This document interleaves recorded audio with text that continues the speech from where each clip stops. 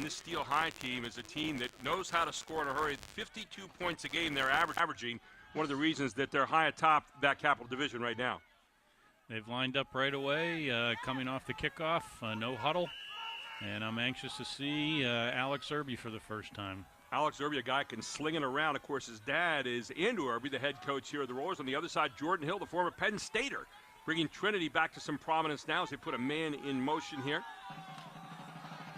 There's a handoff right up the gut right away and out across the 35-yard line with the carry for Steel High. And that'll be taken there by checking the number very quickly. Right, number 10 there, Jayon Perry with the carry. And Steel High in their no huddle look, spreading everything out.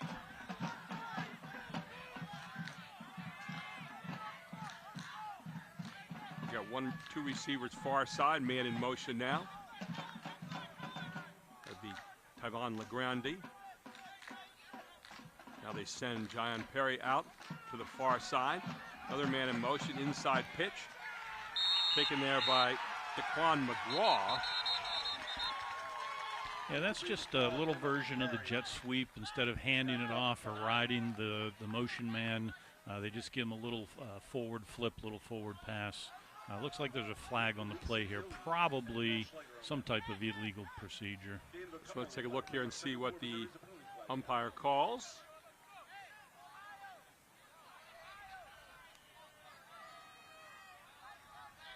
And we'll wait and see. Illegal procedure. There you have it, Bill, and it's going to walk it back 5 yards here against Steel High. See, now in these situations, with an offense like Steel High's, picking up a second down and 9 is not quite as big a deal as it is for some teams. I almost like the 3rd and 5 better. I'll take my chances with just one play. That'll bring up 2nd down and 10 now. Ball spotted at the 30-yard line. Irby, straight back this time. Looks, looking deep, flushed out of the pocket. Irby's going to cross the 30, out to the 35-yard line, and he'll step out of bounds about the 36-yard line.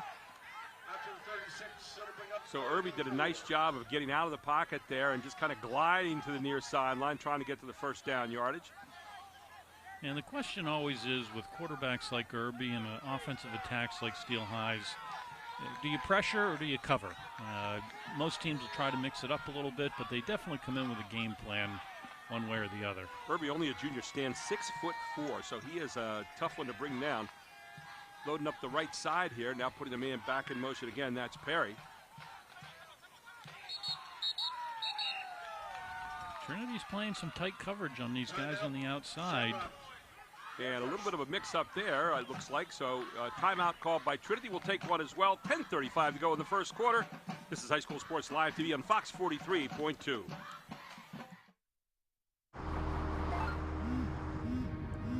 you want to answer that?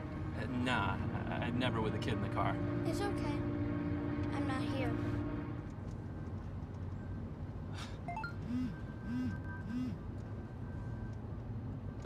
I'm there.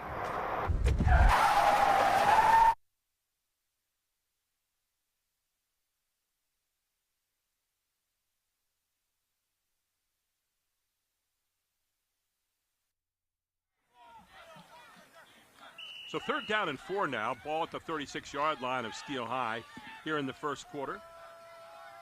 See what the Rollers come out of timeout with. Irby barks out the numbers. Puts his man back in motion again. They like to move Perry around a lot. Then they shift out LeGrande. There's the pitch. Good job by Trinity in the backfield. They had him, but now you get the 1st down and more. All the way down the near side, far sidelines it goes.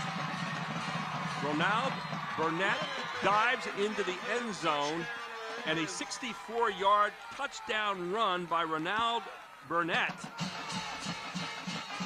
Wow. Ronald Burnett races down the far sideline for a 64-yard touchdown from the 36-yard line. 1st quarter at the 10:22 mark. Let's take a look again. They had him.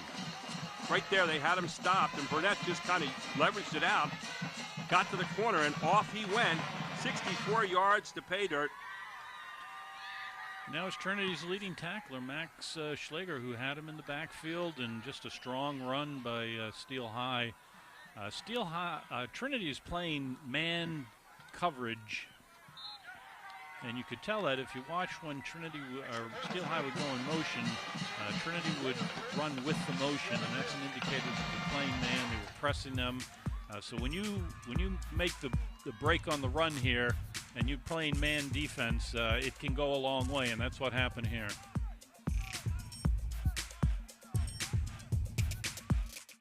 The Jet Giambavo family of dealerships. 9 great franchises in 5 locations. Buick GMC, Hyundai, Genesis of York, Stettler Dodge Chrysler Jeep Ram, Giambavo Hyundai of Hanover, and our newest dealership, Jack Giambavo Mazda. The Giambavo family of dealerships. Over 30 million in new and pre-owned inventory. With a reputation for quality service after the sale, Giambavo is proud to serve your community. Find out why. The Jack Giambavo family of dealerships. 5 great locations. Online at giambavo.com.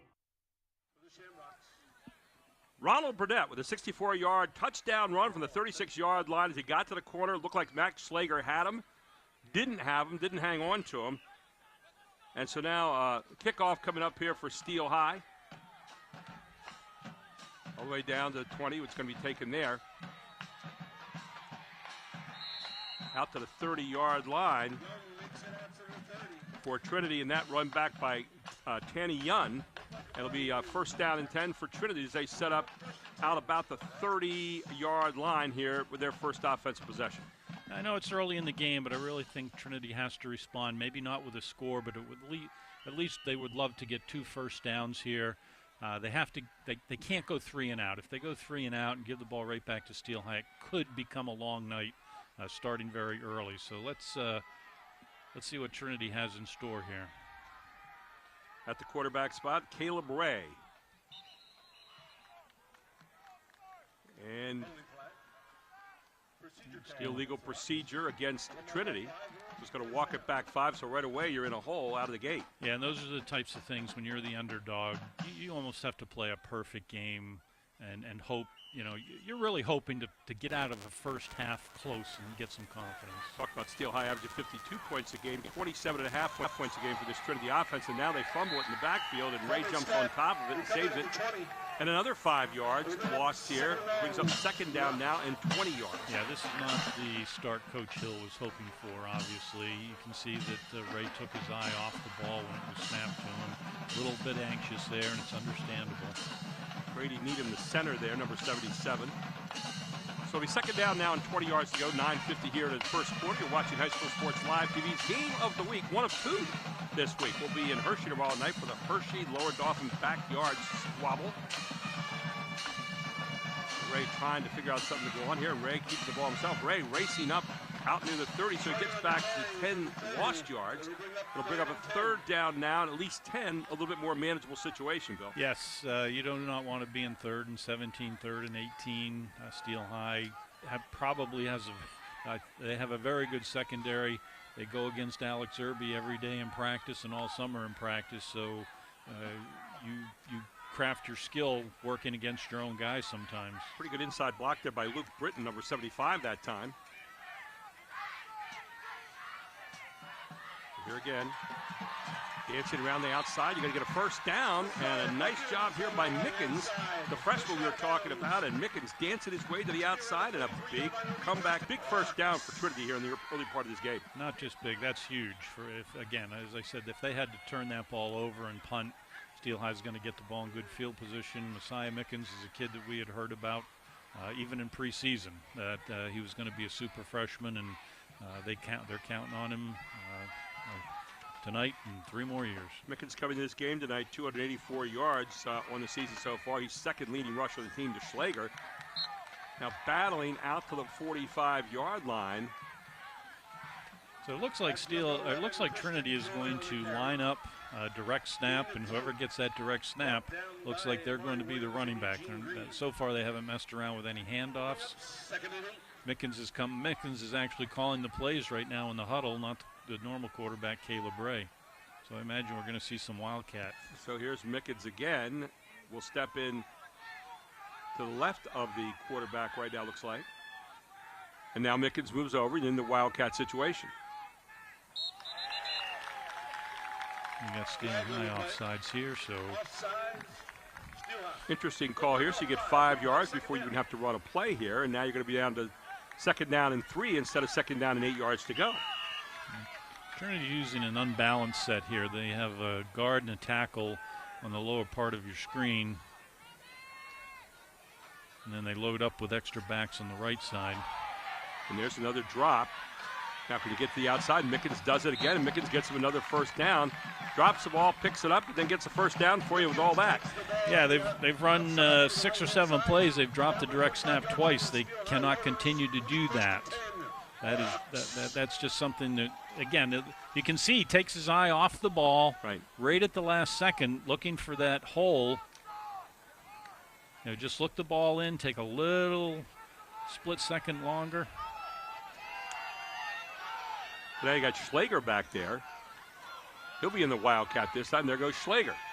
It's like old-time football right now, and just push it down, and Schlager down near 1st down yardage. So far the Wildcat working very well for Trinity. Right now, I would say their game plan is they're going to alternate Ray, Schlager, and Mickens, and just direct snap, and they're going to power the ball. They've run to the right almost every time, which is their sideline and might be their strong side of an offensive line. Bradshaw Knox, the guy over there they're running behind, number 61, and also Luke Britton, number 75. So here we go again, 2nd down and 1. And banging off that right side is Emil Way. So throwing another running back, or check that rather, that's going to be number 5, Tanny Young. I like this. I like what I'm seeing out of Trinity. They definitely put the game plan together where they felt they could control the ball and keep the Steel High offense off the field. What's this do to the defense for Steel High right now? As they're saying, there's a different number each time. Do you just focus on the football, or what are you thinking right here, Coach? Well, I think Steel High's going to have to settle in, and once they figure out what they're doing, they'll make a few adjustments to it. There's the slide again.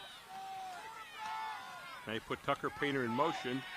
And off the left side that time, and a little pancake coming down there from Steel High.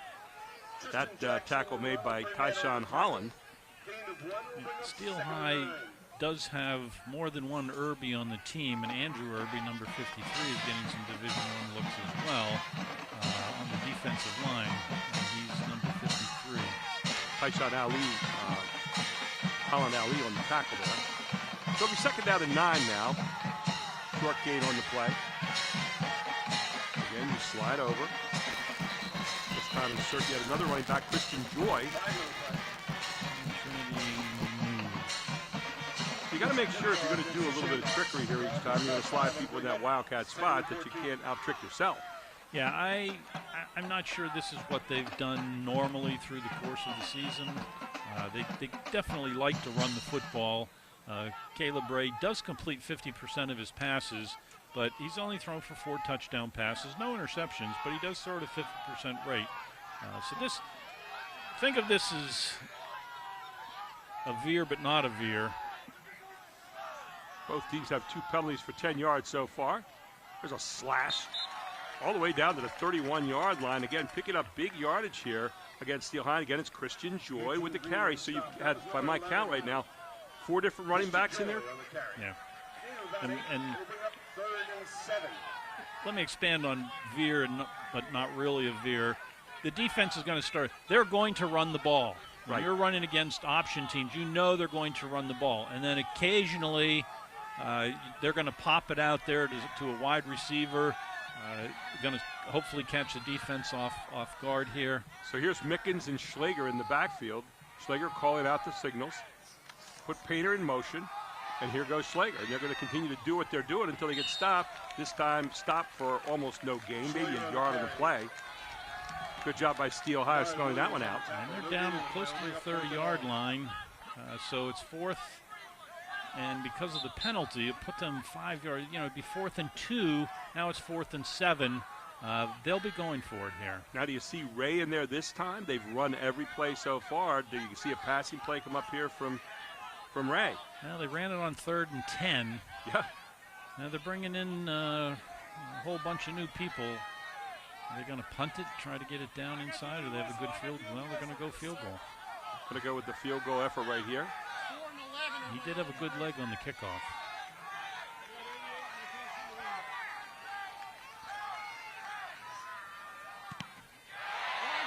And it's blocked. And it's picked up by Steel High. Look out. Blocked and picked up by Steel High at the 31, and it's going to be run all the way back for a touchdown by Emil Way on the block punt here at the 4:07 mark. Or block kick, block kick. I want to check that. Really, I made a mistake there on that one. Forgive me. Number 6, Daquan McCraw. Forgive me. Daquan McCraw with the block there. Switched over for a second, had him on Trinity. So 31, make that a 38-yard field goal. It's blocked right there, and McCraw picks it off and runs it all the way back from the 37, a 63-yard block by Steel High, and all of a sudden the Rollers just turned what was a pretty good drive into real points on the other end, Bill. Yeah, those are the types of plays Trinity needs to make to be in the ball game, and Steel High makes the play. Clean block. You usually don't see it pop right into the hands of the defense. And there you see the effort coming up from Trinity. That off the foot of John Pokovitz, and it's blocked. 63-yard touchdown run off the block, all here on High School Sports Live TV on Fox 43.2. Everybody knows Hoffman has it. Did you know Hoffman has even more? There's the fully stocked Hoffman Ford Parts and Accessories Department, the Hoffman state-of-the-art collision facility, confidence in our ultra-modern service facility, peace of mind with master technicians, satisfaction with low prices. Do I really need to say it again? Hoffman has it. Only at Hoffman Ford, Colonial Park. Hoffman Ford, just what you're looking for. Hoffman has it. Just when you thought you were going pretty well, you had a pretty good drive going, Bill. You go for the field goal from 37 yards out, and it's blocked, and then McCraw picks it out of the air and runs it in the end zone. 63-yard return. Wow. Talk about momentum, just taking a quick, sudden turn. There it is. Yeah, a lot of push in the middle there. And McCraw is the man kicking off as well. Well, it does a little bit of everything. Here's Trinity. Wide open in the middle field is Joy, and Joy across the 50 into Steel High territory right away, and a good return that time, and all the way back by Trey Wyan. Trey Wyan with the return, number 14, and great field position here for Trinity, so they can start to pick up where they left off, but they're down by 14 points right now. I get the sense that Trinity can move the football against Steel High. And I think if I'm Jordan Hill, I'm telling them, I'm giving them the confidence to remind them, hey, we just drove the ball against these guys. We've had a couple of bad breaks. This game could easily be 0-0 right now or 3-0 Trinity. 3:58 to go here in the first quarter. 14-0. Steel High leads Trinity right now. Trinity, if they had the answer on that first drive, they really have to answer on this one. And you draw them off sides, so it's going to be offsides against Steel High. It's going to walk it 5 yards up, so now it's first down and 5. Ball will be at the 40-yard line. Yeah, that's our fourth offsides for the game, at least 4. And it's got to be interesting with each of these guys going Wildcat. They probably call a different cadence, right? Here's Mickens. Mickens trying to get to the outside. Mickens is going to be brought down in the backfield, or is he? Yeah. Manages to fight his way forward, but slowed down nicely there by Steel High's Real Caesar Jr. His name is Durrell, but he goes by Real. Yeah, they got a little pressure early on. Trinity's game plan clearly looks like they want to run between the tackles as best they can. Running east and west is not going to be to their advantage. So a loss of 2 of the play makes it second down and 7 now for the Shamrocks. 5-3 on the year. And if they are using a different man to call the cadence each time, you're right, Gary. That can become a bit disconcerting for the linemen, but I'm sure they practiced it in practice all week. Battering over the left side that time for about 4 yards is Tanny Young. That'll bring up a third down and 3 now. 3 minutes to go here in the first quarter. Young checks out, and back in comes Schlager. Yeah, now you're thinking it's third and short. 2 downs here to get the first down. Of course, when you have your offense on the field, their offense is not. So that's where Trinity is right now, trying to put together a march and put it in the end zone.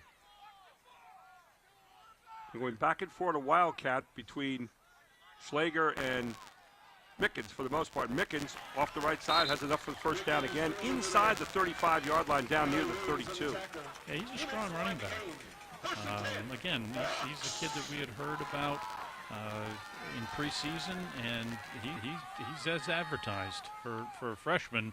14 years old. It's pretty impressive. Not built like a freshman either. And number 11, Joy, comes in for him now.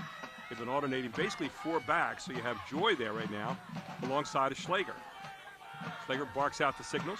Schlager moves over. Joy steps into the Wildcat spot. And here they go again. And right over that left side of Joy is loose. Joy inside the 20. Joy the 15 to the 10.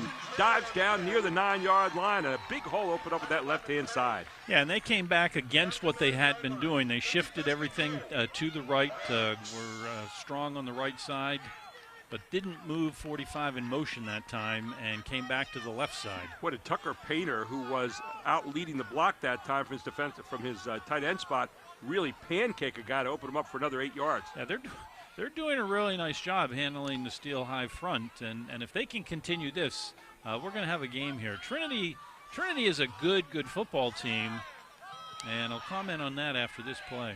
So here they are again with Mickens calling the numbers. Mickens with the ball. Mickens near side. Mickens going to get to the quarter. And Mickens, does he get in for the touchdown? Looks like just short. Just shy of the goal line is Mickens. So nice job again of scampering to the edge. Well, you got to like the way this kid runs. Freshman. Yeah, they're going to have 4 or 5 guys running the ball tonight, and he's going to get a bulk of the carries. Again, they've come to the left side now twice after probably running to the right side 10 or 12 times. So it'll be second down, 1 to go for a touchdown here. Got Joy back there along with Schlager. Joy's going to get the call this time. And Joy straight forward. Joy's going to get into the end zone easily. And Trinity on the board here at the 1:53 mark of the first quarter. Just nothing but coming right at you. Yeah, if I'm Trinity, I'm pretty comfortable right now the way they're moving the football. So back to Trinity's 5-3, but their 3 losses have come to teams Roman Catholic, Wyomissing, and West Perry. The combined record for those 3 teams is 22-1. It's not a bad pedigree to be losing to, is it? No, that's impressive, and a schedule that they're playing. We'll talk more about that when we come back. 1:53 to go in the first quarter. This is High School Sports Live TV's Game of the Week on Fox 43.2.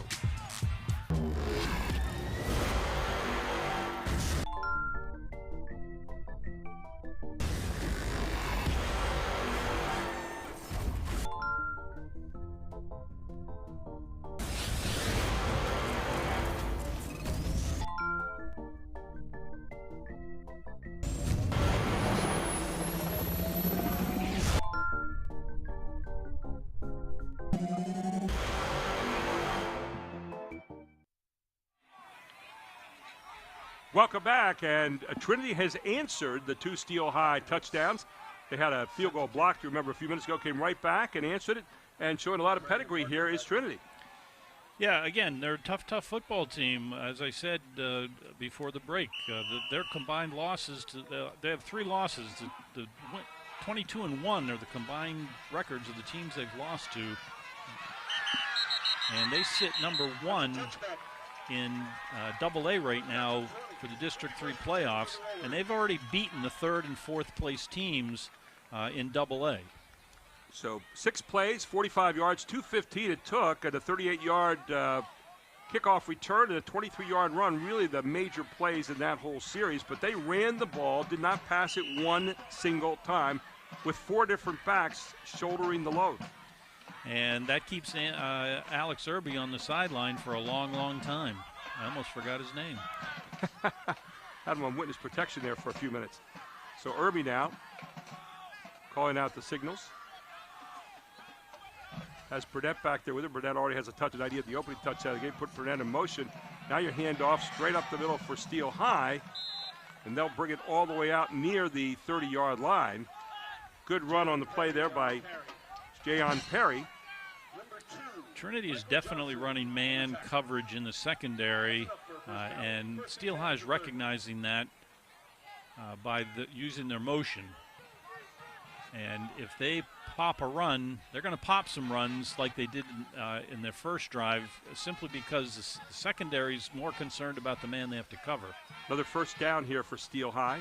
Ball sits on the 30-yard line. Man in motion. And this time it's going to be a running play. Near side by Irby, and Irby will step out of bounds. Nice gain on the play of about 6 yards. It's going to be second down and 4 coming up. Steel High has obviously immediately recognized what Trinity is doing defensively, and that means Trinity's going to have to step up with their front 6 or 7 guys up here. They have to stop the run, because they're telling Steel High, we're not going to let you throw the ball. We're going to cover you man and have guys over the top. Irby kind of glides on you a little bit when you watch him run. Irby has 3 receivers far side, 1 near side, 1 man in the backfield with him. Man in motion. Stepping back is Irby. Irby looking deep. Downfield, has a man open and right through the hands, and it was McGraw, and he had his man beat. He did. He had him a good 3 or 4 steps on him.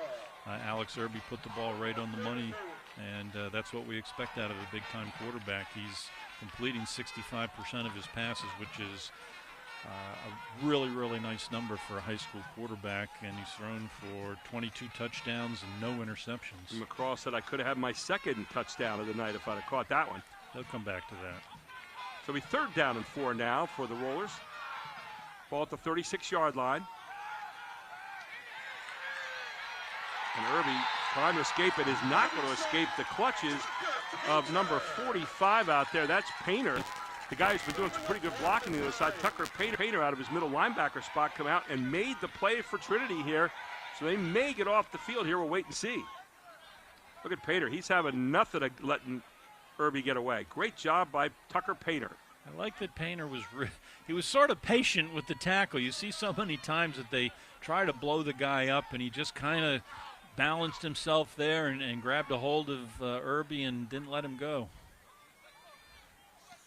They're going to kick it out of there now. And a flat kick. Almost want to be careful. But rolling down, getting a Steel High roll all the way down to the 33-yard line, maybe the 32, somewhere in between. Where they'll set up first down here with 17.8 seconds to go in the first quarter. And 14-7, the Rollers lead. But the Shamrocks might be wearing the momentum tag right now. Well, if Trinity can continue to pound this football and get a few stops here and there, this is going to be a football game. Trinity has shown what their game plan is going to be. I don't think there's any question about that. And now they're getting better field position than what we thought. So the ball must have hit a Steel High player on the punt. That's what I wondered. If it hit a Steel High player, I said, get away from it. Now the ball is all the way back out to the 47-yard line of Trinity. They got great field position, just a little over half the field to go. They continue. This time it's going to be the handoff and taken down in the backfield. Good defense that time by the Rollers. And I think that's the first actual handoff that we have seen, and that's going to bring the first quarter to an end. And that was Eugene Green with a great tackle there. We'll take a break. We'll come back as the second quarter getting ready to start here. The Rollers 14, the Shamrocks 7. It's all happening in the High School Sports Live TV Game of the Week. Back with more right after this. If it's used car peace of mind you're looking for, Hoffman has it. Hoffman Ford brings you a wide selection of quality pre-owned vehicles, carefully chosen and inspected for dependable driving pleasure. For the ultimate peace of mind, shop the Hoffman collection of Ford Blue Advantage certified pre-owned vehicles. If you're looking for a used vehicle you can feel good about your loved one's driving, Hoffman has it. Hoffman Ford, just what you're looking for. Hoffman has it. And welcome back to Trinity High School, where it's 14-7, end of the first quarter. Let's get out to Archie Smith Jr., who's on the sideline with some perspective on that first quarter. Archie, take it away.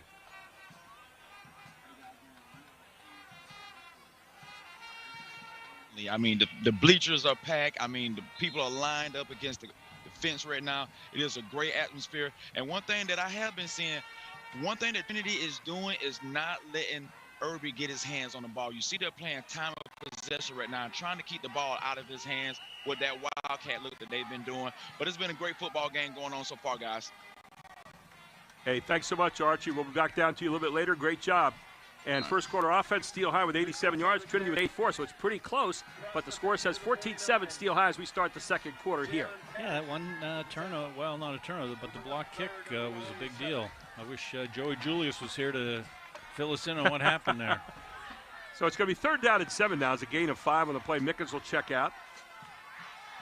And the rotating of the 4 different backs here so far, 3 primary backs and 1 throw in every now and then. Then you got Schlager back there again alongside Christian Joy, who has a touchdown in the game. Are we going to see our first pass out of Trinity? Nope.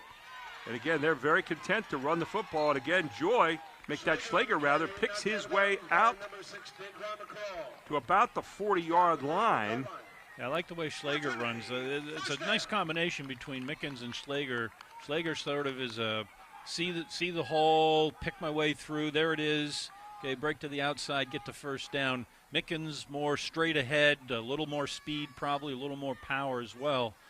Good balance with that. Steps out at the 41-yard line. 11:14 to go here in the second quarter. Don't forget, coming up at halftime is our Jack Giambalvo halftime report. Brings up a 1st and 10 again. Slashing off the right side and nowhere to go. You got a flag down in the backfield as well. As again for Trinity, that was number 5, Taney Young. But let's see what the flag is all about. It's going to be against Trinity. Let's see if they decline. There's holding. Not going to decline that one. Not going to decline that. So they're going to walk it back here, all the way back to the 46-yard line. Yeah, just this running attack. I mean, Steel High, they're a single-A school. They have 29, 30 guys on the team, so you know a lot of them are playing both ways. And if you're getting pounded up front over and over again, if it's close in the 4th quarter, Trinity has an honest shot. They put Painter back over in that blocking on the right side. Here they come. Mickens trying to find a way to go. Mickens finds a sliver, gets to it, gets out past the 50 into Steel High territory down to the 48. What a move he made at the line. Yeah, nice little cut there. Looked like he was going to be caught for a loss in the backfield. He put the brakes on, planted that right foot, and got up inside and put him back in decent position on 2nd down. So 2nd down now, and we're going to call it, we'll figure it out here in a second. 2nd down, say 19 on the board. Ball at the 49-yard line. Not one pass thrown so far by Trinity in this game. We're in the second quarter, 10-10 to go.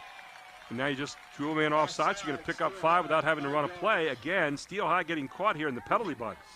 Yeah, the discipline on the front for the Steel High defense has got to be a little bit better, particularly the way that Trinity is playing this football game. Again, you're hearing 3 to 4 different voices every time barking out the signals. It's got to be a little bit disconcerting. Look at this Joy, straight over the left side, down near the 36-yard line. It's going to bring up 3rd and manageable. Yeah, and I think that I think for Trinity this is 4-down territory again. They've got 2 downs to pick up the first down.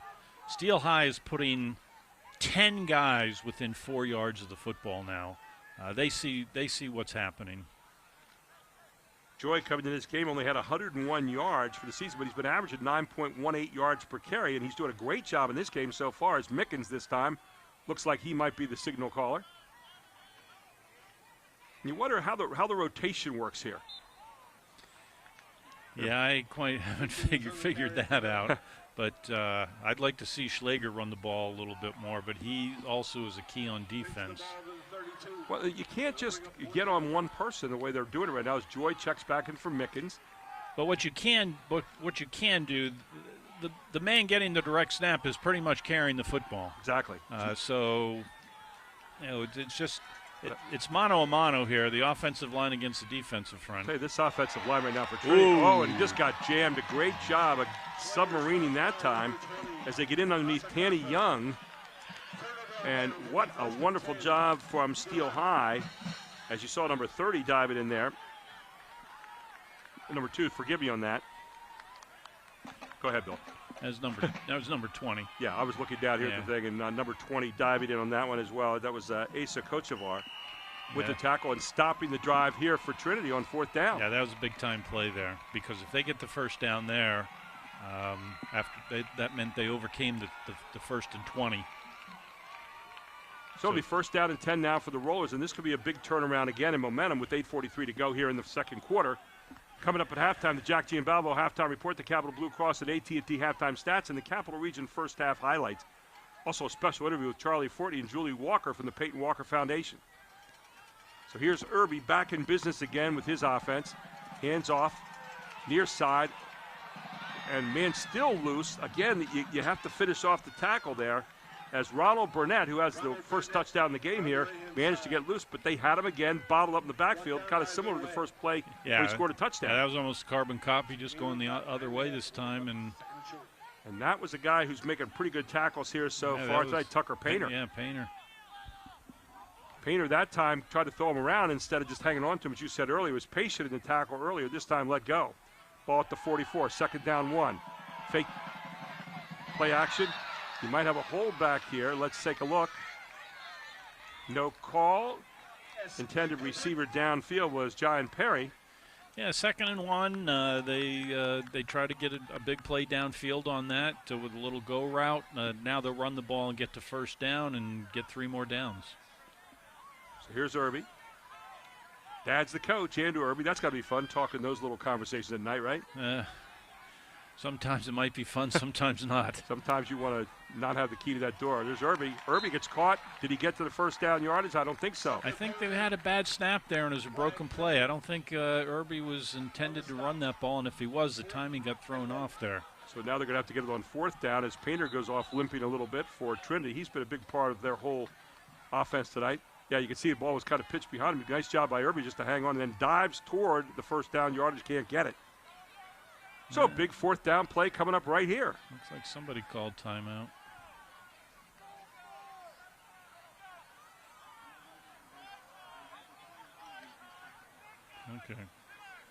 Okay. So you saw Jordan Hill out in the field. A lot of you remember Jordan Hill from his Penn State playing days, trying to rejuvenate that Trinity program right now and doing a pretty good job of it this year, 5-3, as they're making great strides on that program. So big 4th down. They've put Andrew Irby in the backfield in front of their running back. Let's say we're going to get a lead play here. Everybody in the box as Irby hands it off, and they get him. They bring him down on 4th down, so they trade 4th down stops here, these two teams. And what a tackle back there by Jacob Ness. Huge play at this point in the game.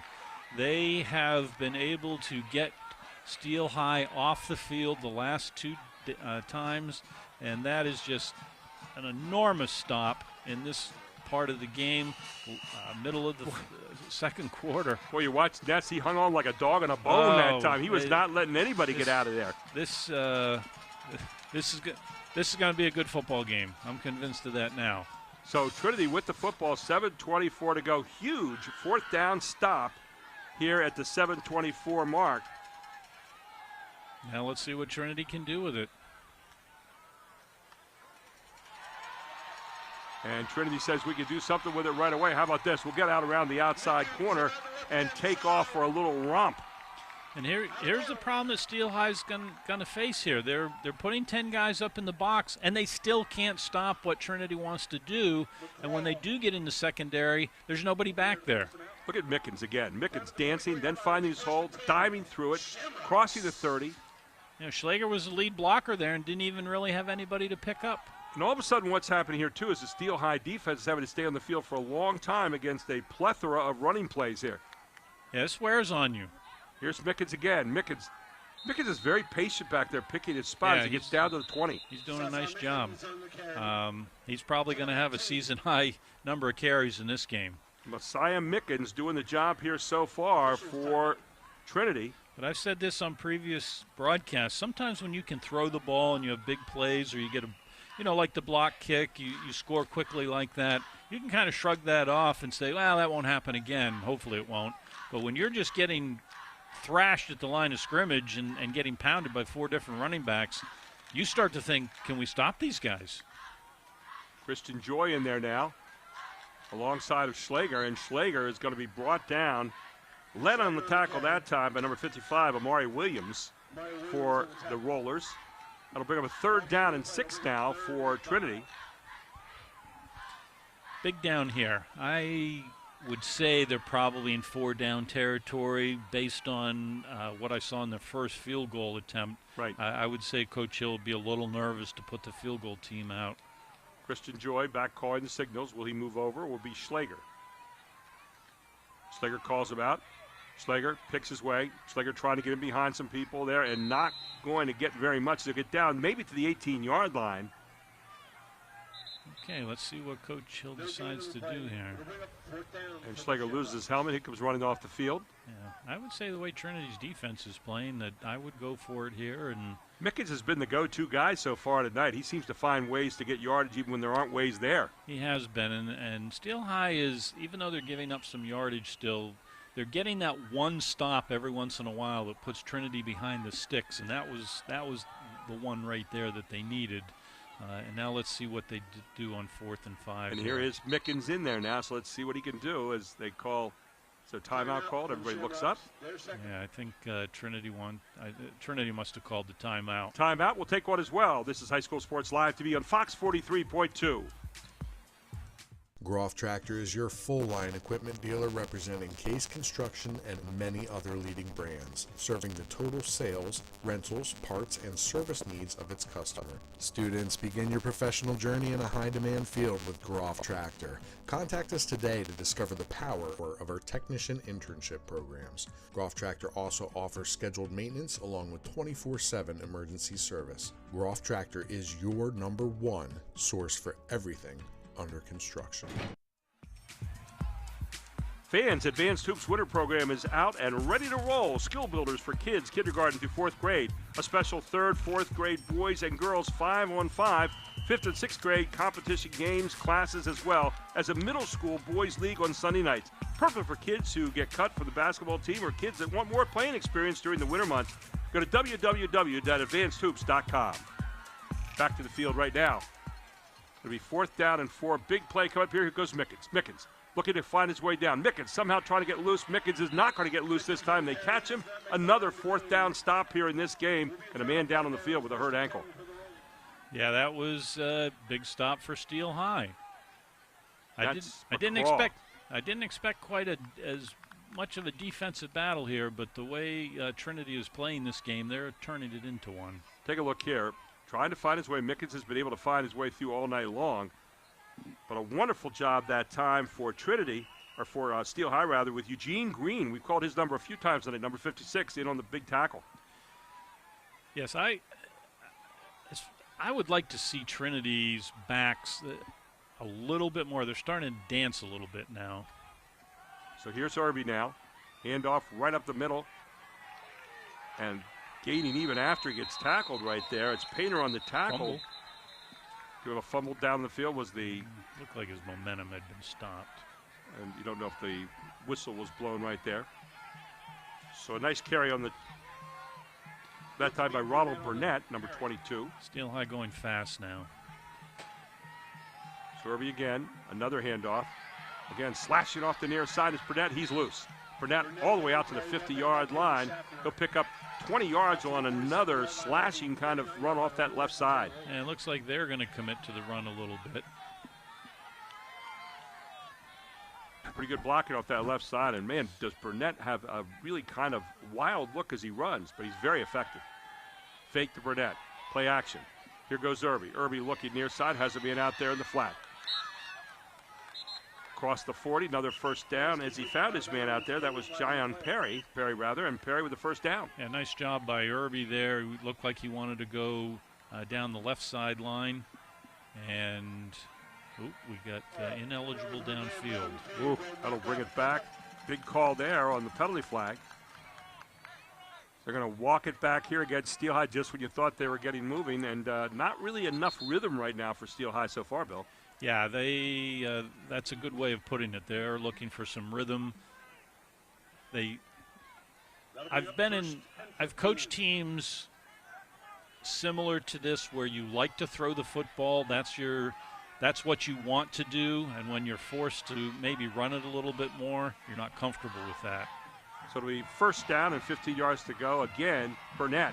Burnett continuing to get the heavy share of duty right now, so he'll get down to the 49, maybe the 48-yard line of Trinity with yet another good run. Like the way Burnett runs, hard runner, but also very quick. Yeah. He definitely showed speed when he broke away on the first touchdown, and he also runs hard. And this is where Trinity has to be better. They have to be able to stop 22. So it'll be second down and 8 yards to go down to 49. Pass out to the flat. Nice catch out there. And kind of slipping down and looking like he's hurt right there is Asa Kochevar, who was out there, caught the ball. Looked like he came down on the knee funny. Yeah, I'm not sure. It was a nice little out cut, and Alex Irby really put it on the money there. A lot of times I judge quarterbacks how they can throw that 8 to 10 yard out in high school, and that ball is right on the money. And a tight spiral to boot. You can see right there, Kochevar coming down oddly on his left side. And that was, you can see why he's hurt. No, we have got a penalty again. And again, another penalty is going to march it down this time.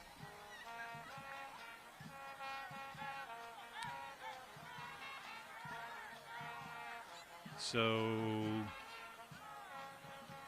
second and 20 is going to be the situation for Steel High now. So second and 20 is you get a few yards forward, a bunch of yards backward, and that's where Steel High is at the moment. 4:47 to go here in the first half. Rollers up by 1 touchdown, trying to add to it, but having a tough time getting out of the starting gate here. We're going to have a screen. There's a screen, and off the hands of the receiver. A little too hard a pass that time. Yeah, for that short a pass, looked like he got it right in there to him, but it was a middle screen. And pretty typical call at all levels of football when you have a down like that. Coaches on the sidelines are always yelling, watch the screen, watch the screen. And they used to yell, watch the draw, but nobody runs a draw play anymore. Right. Third down and 20 now. Chance for Trinity to get off the field again here if they can stop Steel High right here. Let's see what the Rollers have in store. Notice the press on the outside, but you're going to have also too deep in the secondary. So they're pressing the up receivers, but there's also going to be... You just put 2 men in motion for the so moment. He reset. Irby really smart. He reset that because that would have been a penalty. And back goes Irby. Irby looking in the pocket. Irby throws downfield. Has a man wide open on the out on the far sideline, inside the 30, the 25, inside the 20, pushed out near the 16-yard line. He was wide open over there. I'm surprised just how wide open he was. Well, I hate to break the news to you, but that play's coming back. Another penalty against Steel High. Steel High had a man in motion, and then he stopped, but then another man went in motion right after that. You have to be set for a second before a second guy can go. And so basically it's 2 men, and either will shift is what they're going to call it. So they're going to walk it back yet. So just when it looked like Steel High was trying to get going, they bring it all the way back again. It was third down and 25 yards to go. Now this is going to be Trinity's problem. If they can't get pressure on these long downs, Irby's going to find open receivers downfield. And you had 2 guys basically playing space that time, with 1 guy standing on the near sideline, the offensive player. Nice to see Kochevar back up and running a little bit. He went off with a slip down, oddly, on his left leg a few minutes ago. So we have third down now and 25 yards to go. And another penalty flag, and the official's actually smiling, going, okay, this one's offsides against Trinity. I don't know if we're going to get a playoff here yet today. Well, must be the Thursday night game. Thursday night here on Fox 43.2, your high school sports live TV game of the week. Don't forget, tomorrow night will be at Hershey Stadium, where Hershey and Lower Dauphin lock horns in that one. So it'll be third down and 20 now. Ball resting at the 38-yard line, 4.5 minutes to go in the first half. Irby looking, has time to run here. He's getting flushed out of the pocket. He's going to run near sidelines, and he'll step out of bounds far short of the first down, which should be a punting situation. Yeah, I would think they will punt here. Nice job by the Trinity defense, obviously. He wanted to go a little deeper since he needed 20, 25 yards. Another good job, though, by one of the Trinity defenders. He didn't hit Irby as he was approaching the out of bounds. That almost becomes an automatic call anymore. So they're lining up like they're going for it. And all they want to do is draw people off sides here, maybe get a quick 5, see what happens. Yeah, they're not going to go for it. He's going to punt it himself. So Irby's going to step back in punting position here. And Irby kicks it downfield. Nobody there to take it. It's going to roll down inside the 10-yard line and dead right around the, I believe that's going to be around the 8 or 9-yard line, where it'll be first down and 10. Interesting. Irby throws left-handed and he kicks right-footed. There you go. So Trinity gets the ball back here, 4:12 to go, and they're still only down a touchdown after all the stuff that's going back and forth here in between. Now, I would think Trinity's job right now is to get some first downs. They do not want to give Steel High the ball back because obviously they have an explosive offense and can score at any time from any part of the field. And they do get the ball to start the second half. Yes, and that could turn into disaster. They need to get some first downs here, even if they don't score. You know, first down, first down, first down. 2 first downs will get him almost out of the half. So Schlager steps back there, and Schlager's going to take it himself.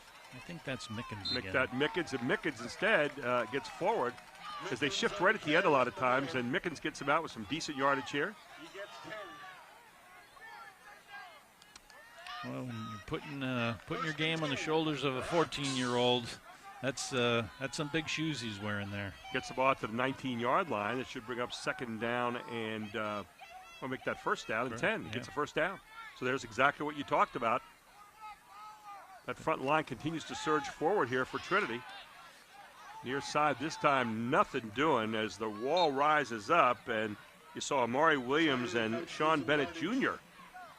Part of the 2 guys that formed that wall for the blue and white of the Rollers. Yeah, there was an instant penetration there, and that's the one thing Trinity can't have when you're running this style of offense. Instant penetration just blows everything up when you're trying to run the ball straight ahead. Have we ever seen a whole half where there wasn't one pass thrown by a team? I'm sure we have, but I don't remember when. Be second down and 7 yards to go now. Ball out resting at the 23-yard line.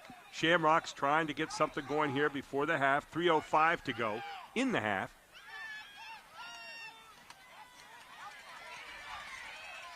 And again, good defense here by Trinity in stopping them out near the 25, maybe the 26-yard line as Mickens carries it. I think this is a bigger down for Trinity than it is Steel High because there's still 2:46, 2:47 on the clock. I would anticipate if Trinity does not get the first down that Coach Irby may call a timeout, because his offense can go pretty quickly and gobble up first downs and yardage. It's interesting. They just keep coming off tackle right and left here. No student body right, student body left, pitch outs, anything like that. Jet sweeps, just pretty basic football here so far. I think because of Steel High speed, they probably don't want to run east and west. Here they come again, and Steel High starting to get some good surge up front there. That time led in part by Tyshawn Holland Ali, number 52. Also number 55 there again, Amari Williams. He's been active all night long. Yeah, well, when you're an inside linebacker, you should have a lot of tackles when you're playing against an offense this is their strategy. And I am assuming Coach Irby did call that timeout in this situation. We'll take one as well. 2:10 to go here in the half. This is High School Sports Live TV's Game of the Week here on Fox 43.2. At Capital Blue Cross, there are more yeses and fewer nos. Protecting your health and making it easier so you can spend time on what makes you smile. Helping our communities, your families, your businesses, big and small. We have you covered, going the extra mile. It's what we do. Capital Blue Cross, going the extra mile for you. So punt coming up here. And punting it out of there for Trinity is going to be John Pokovitz. He does the punting and the place-kicking chores here for this team. Taken by Trinity right there at the 42-yard line.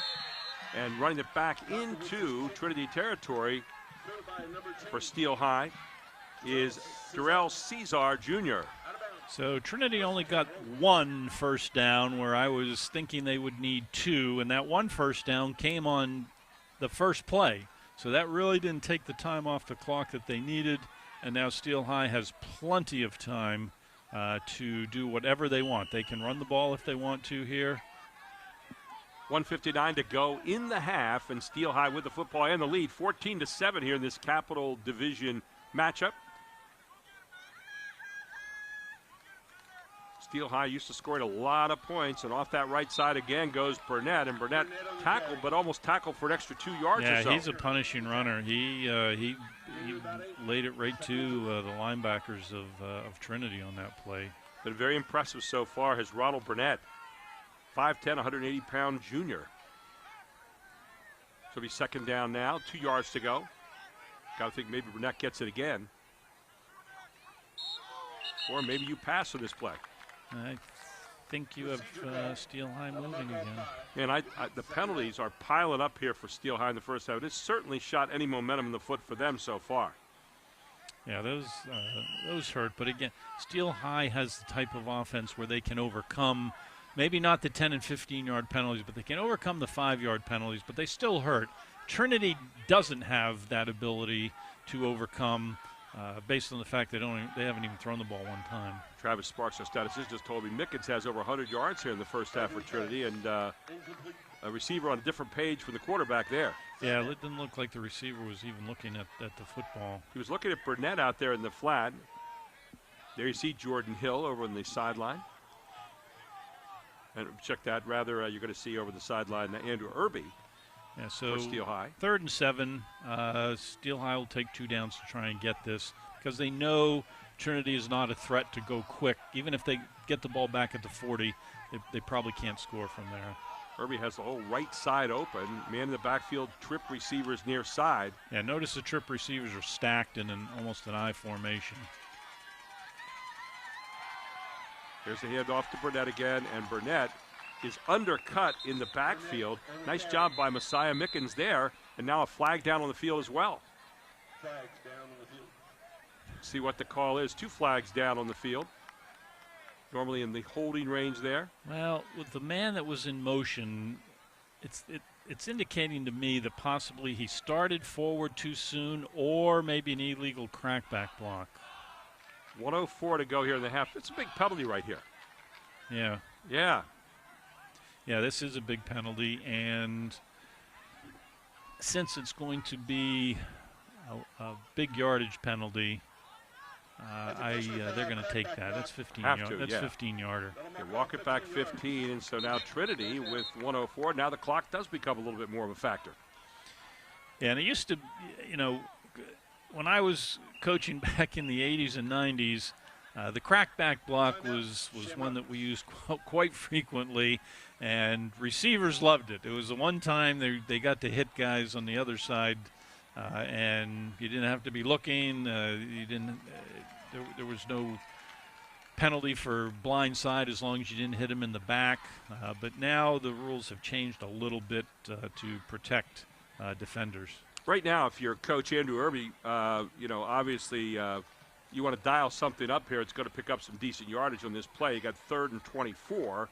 Got 1:04 to go. You don't want to do something dumb here, but yet at the same time, you want to score. You want to take some momentum into the locker room at halftime, don't you? Well, I'm doing one of 2 things. I'm either going to throw it deep and try to pick up the first down because you have a quarterback and receivers that can do it, or I'm going to run the ball and force the Shamrocks to call a timeout if they want to get the ball back in decent shape. So one of these 2 options is what I'm looking at here. Well, here's Irby. He's got 2 receivers near side, 1 far side. A man in the backfield with him is Burnett. And he's got to go straight back. He's looking. Irby throws it downfield, has a man down there, and it is incomplete. As he was trying to get, I think it was McCraw again. And McCraw not able to hang on to that. Yeah, a little bumping back down there, but they let him play. I felt the Trinity defensive back did try to play the football. And there's McCraw. McCraw goes up. Nice job, though, for Trinity of Christian Joy knocking it away. Good defensive play by Joy. Yeah, and that would have picked up the first down. Absolutely. And now, do you run one more play here, or do you punt it out of there? They're going to punt. They can't afford to let him start from here. No short field at this point. It'll be booted out of there by Cesar. All the way down again, inside the 10, inside the 5, brought down around the 2-yard line. So if you're Trinity, you may well take a knee a couple of times here and get out of the half. I think there's a penalty flag, of course. I think, if there is a penalty flag, if I saw it right, I think Steel High lined up offsides. And let's see what the call is, if there is any. Go back upfield here with our camera and see. And yeah, against Steel High, so they're going to do it again. Okay. No flag down, so the referee pointing and saying I guess no I'm flag. seeing things. Okay, so it'll be first down and 10 now for Trinity. Ball at their own 4-yard line. Time to be careful here with the football. You don't want to do anything right now that would cause you any problems. Yeah, they're going to stay in this Wildcat. Now, remember a few of these earlier, but they'll be a little more cautious now, I would hope. But here's Mickens. Mickens battles over the left side, out near the 7-yard line. So we're down. Unless Steel High wants to call a timeout, then the half should run out here. 32 seconds as we're getting ready to head to the half here in a moment. They might have to run one play. Don't forget, coming up at halftime, our Jack T. and Balbo halftime report. Capital Blue Cross at AT&T halftime stats. Archie Smith Jr. with some commentary on the first half. And we'll have a special interview with Charlie Fortney and Julie Walker from the Peyton Walker Foundation. So lots to do here at the half. In what has turned into a very interesting game here, 14-7, Steel High up. We'll get one more snap here, I think, before the half, or will we? 3 seconds, 2, 1. And that is halftime here at Trinity Field. And it is 14-7, Steel High leads. And now stay tuned for a special interview with Charlie Fortney and Julie Walker from the Peyton Walker Foundation, all here on High School Sports Live TV. It's the game of the week on Fox 43.2. I'm here with Julie Walker from the Peyton Walker Foundation. Really excited to talk more about the Peyton Walker Foundation. We're at Trinity High School. This is a special place for you. I know Peyton graduated from Trinity High School, and you've done a lot of things for Trinity. You've done a lot of things for the area, but talk about not only the AEDs you've installed at the school, but tonight you're installing like a save station. Is that right? What's it called? That's right, a save station. So it's only going to be the second one in Central PA, and what it does, it houses an AED, which is a defibrillator, and it makes it's climate controlled, and so it makes it publicly accessible 24/7, 365. So anybody can get access to the AED instead of having it locked up inside the concession stand or locked up in an office or closet somewhere. Now it's out in a public space. Anyone can have access to it and use it to help save a life when someone's in sudden cardiac arrest. Well, it's exciting because, Julie, what I know the area appreciates about you. I was just talking to Trinity football coaches earlier. When I mentioned I was here, they said, Charlie, why are you here? I said, you're usually not. I said, well, we're doing an interview with Julie Walker, and one of the coaches was like, she is amazing. I said, absolutely amazing. But here's the thing. You guys are out and about. I know you have one of your team members here. You've created a team. Talk about the team, because I know it's not just you behind the scenes. Talk about some of your teammates and why it's so important building that team. Well, honestly, our entire team is the whole community. It's all the healthcare systems that have partnered with us, you know, UPMC and Geisinger and WellSpan and Penn State Health. Everybody that's come together to help make our work possible, but not only the healthcare system, the community partners that fund the work that we do, and we've got a phenomenal team. We've got AED instructors. We've got Ashley Forsberg, who was just named 40 under 40 by the Central Penn Business Journal, so she's been an incredible addition to the staff. Again, just growing and expanding nonstop because the services are, you know, outpacing the demand and how we can fulfill what's needed in the community. It's crazy. Let's not assume that everybody at home knows what we're talking about. Let's go back to the fundamentals. There's a real problem out there, and you guys are addressing it. There's a concern for young athletes and young people in general. Talk about that. Well, I guess, too, let's educate for those who aren't aware. So Peyton was a 2012 graduate of Trinity High School, died without warning because of sudden cardiac arrest in 2013. So, you know, we've seen videos, sadly, of other athletes who have dropped over dead on a soccer field or a football field. But we know it's the #1 killer of student athletes in our country. And every hour, every day, we lose a kid to sudden cardiac arrest, and most often it's because they have an undiagnosed heart issue. And what we have found is that routine physicals and sports physicals don't look for these hidden heart issues. And we know that an electrocardiogram, which is you put 12 little stickers on your chest and you get an electrical reading of your heart activity, that is a critical tool and can detect like 80% of the hidden heart issues that lead to cardiac arrest. So we got Peyton's Law passed in 2020. That was amazing. Talk about Peyton's Law and what that is for our viewers. Give a little more information on that. Yeah, so we had a great champion in Senator Mike Regan who led this initiative and got the legislation passed. So any athlete who participates in PIAA sports across the entire Commonwealth, when they fill out their paperwork, there's information on there about sudden cardiac arrest and why an electrocardiogram should be considered. So an electrocardiogram, very inexpensive test. It's painless, but it can tell so much, and it's really important. So I encourage parents, read that paperwork, ask for an electrocardiogram whenever you're getting a physical or a sports physical. Really, an EKG can help save a young person's life. Your website is a wealth of knowledge. Where can people go, and what can they do if they want to get their son or daughter or any member of their family a test checked out? Yeah, definitely visit PeytonWalker.org for more information. But again, I encourage people when you're having sports physicals or well-child physicals, talk to your pediatrician or healthcare provider. Ask them, hey, what's the issue with sudden cardiac arrest? Can we please get a baseline electrocardiogram? And hopefully it should be approved. But again, on our website, there's information on there, the proper ICD-10 codes that you can use for billing so that they're covered. Let us be a resource for you. Get the information that you need. Good. Julie Walker with the Peyton Walker Foundation. We're going to have her at the 6A District Championships, whether I have to go to her house and video her doing it or not, but that's happening here at the end of November. But again, Trinity Steel High coming up soon. The Jet Giambavo family of dealerships. 9 great franchises in 5 locations. Buick GMC, Hyundai, Genesis of York, Stettler Dodge Chrysler Jeep Ram, Giambavo Hyundai of Hanover, and our newest dealership, Jet Giambavo Mazda. The Giambavo family of dealerships. Over 30 million in new and pre-owned inventory. With a reputation for quality service after the sale, Giambavo is proud to serve your community. Find out why. The Jet Giambavo family of dealerships. 5 great locations. Online at Giambavo.com. Groff Tractor is your full-line equipment dealer representing Case Construction and many other leading brands, serving the total sales, rentals, parts, and service needs of its customer. Students, begin your professional journey in a high-demand field with Groff Tractor. Contact us today to discover the power of our technician internship programs. Groff Tractor also offers scheduled maintenance along with 24/7 emergency service. Groff Tractor is your #1 source for everything under construction.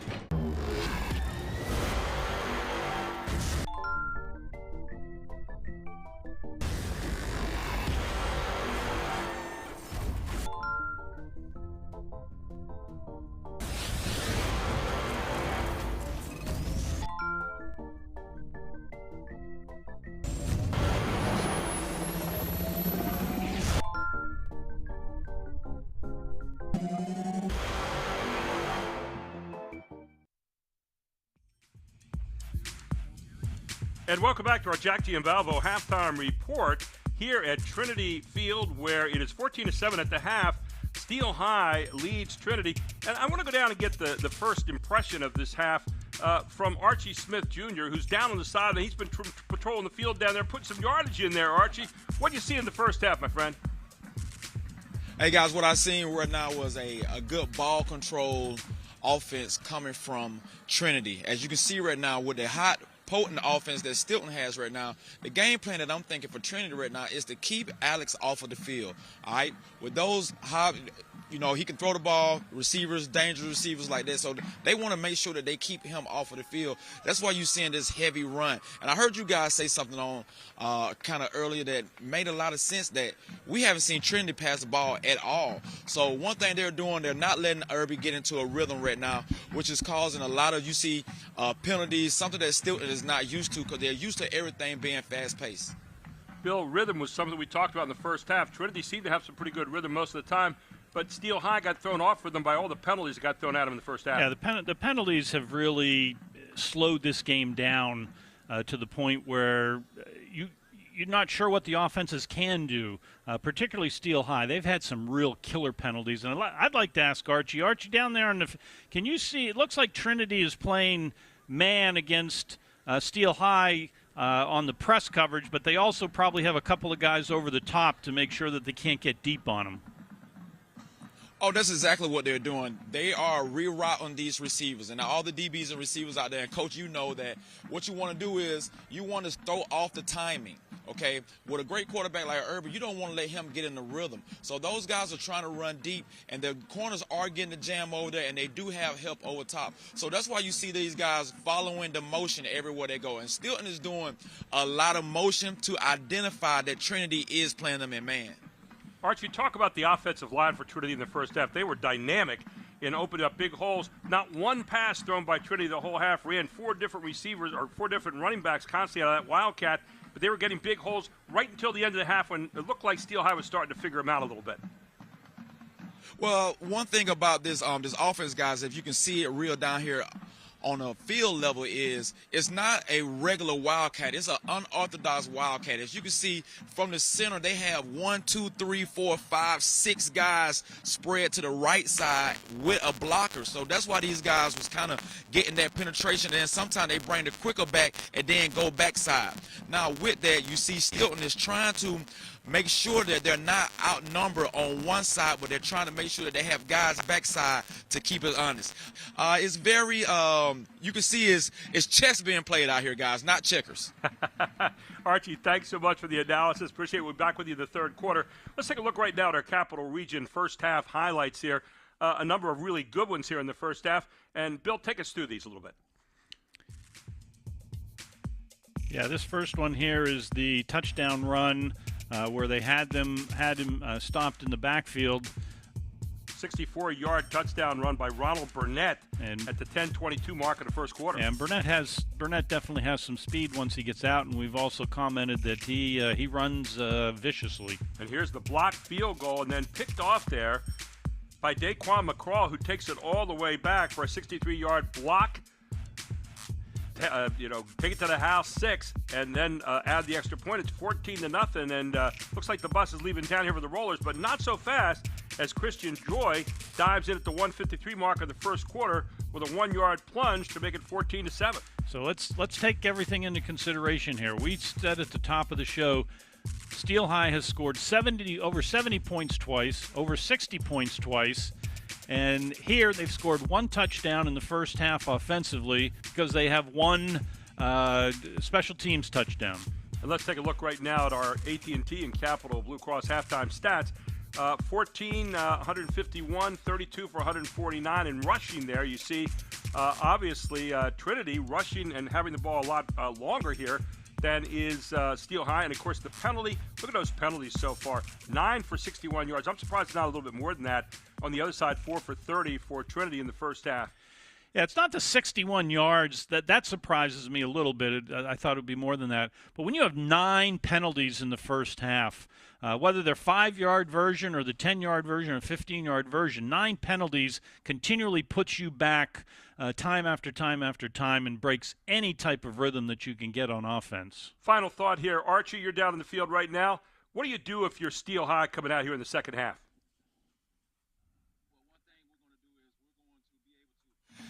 Keep motioning our receivers around, knowing that we do have man coverage.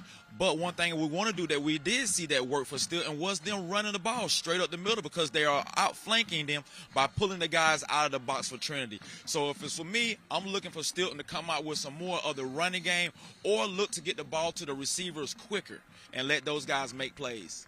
Coach Bill Chase, if you're Trinity and you're over there on the other side, what do you want to do in the second half? Well, I'm going to continue to do what I've been doing because, as Archie said, their game plan is to control the ball. You have the ball. Alex Irby's not on the field. So that's what I want to continue to do.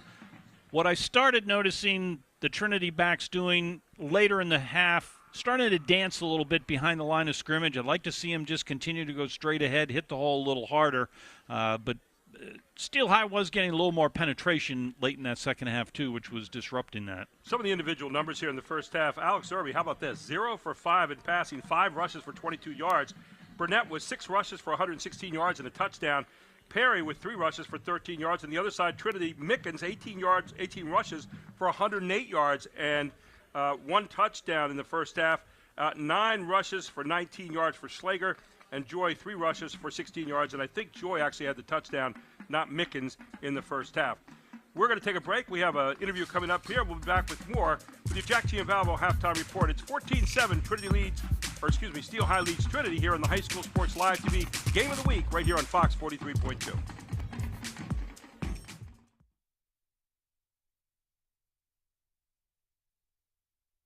I'm with Dr. Calista Morris from OSS Health. She's an orthopedic sports medicine surgeon. Today we're going to talk about shoulder injuries. What sport really kind of wins this, if you will, the injury battle? Yeah, absolutely, hands down, as some people may guess, football wins that battle, but very close by are wrestling and baseball. Okay. When it comes to baseball, pitching is absolutely the number one, more so than field players or catching.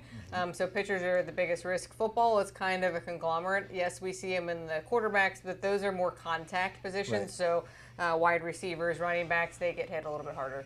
I'm mentoring a young man. He's in my car the other day, and my shoulder hurts. I said, hey, what's going on, buddy? He said, I landed on my shoulder in practice. Do you tell them to go right back out there, or should they come in and get an x-ray, maybe like OSS Health, or should they, how do they know whether to be careful or just to keep going at it? If obviously there's deformity or anything like that to the shoulder just doesn't look right, come in right away, we'll get an x-ray. But if it just seems like a mild ache, give it a day or two, take some ibuprofen. Tylenol if you can tolerate it, and then if it's still not better within 72 hours, then definitely come in and get it checked out. Talk about preventative measures for shoulder injuries. Absolutely. So the number one thing for us is actually the shoulder blade. So if we can really strengthen the back and the shoulder blade, that helps the shoulder move better as a unit, puts you at less risk of injury. And then also stretching. So you want the motion on your dominant side to equal the motion of your non-dominant side. Cincinnati Reds, Bucknell wrestling team. I mean, you've been around a lot of different sports. It's got to be a dream come true. A little girl or a little guy, high school kid, junior high comes in. You can talk to them about sports. You can relate to them. You've been there. Does that give you an advantage making that connection? Absolutely. So being a former athlete and being around as high level as Major League Baseball, we understand the importance of getting back to their sport and their passion and what they want to do and doing it safely, but also timing for that. So we kind of base, are you going into senior season? Are you trying to make this tournament or that tournament? How can we work your injury to get you back to your goal? What would be like a return to play checklist on how you could judge whether or not that shoulder is ready to go? Yeah.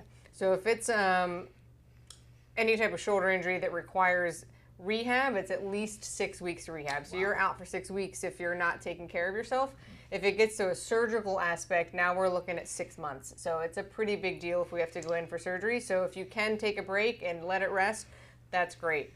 It may save you months on a recovery turn, but we go on a stepwise progression. We work on motion first, then we work on strength, and then we get back into sport-specific activities.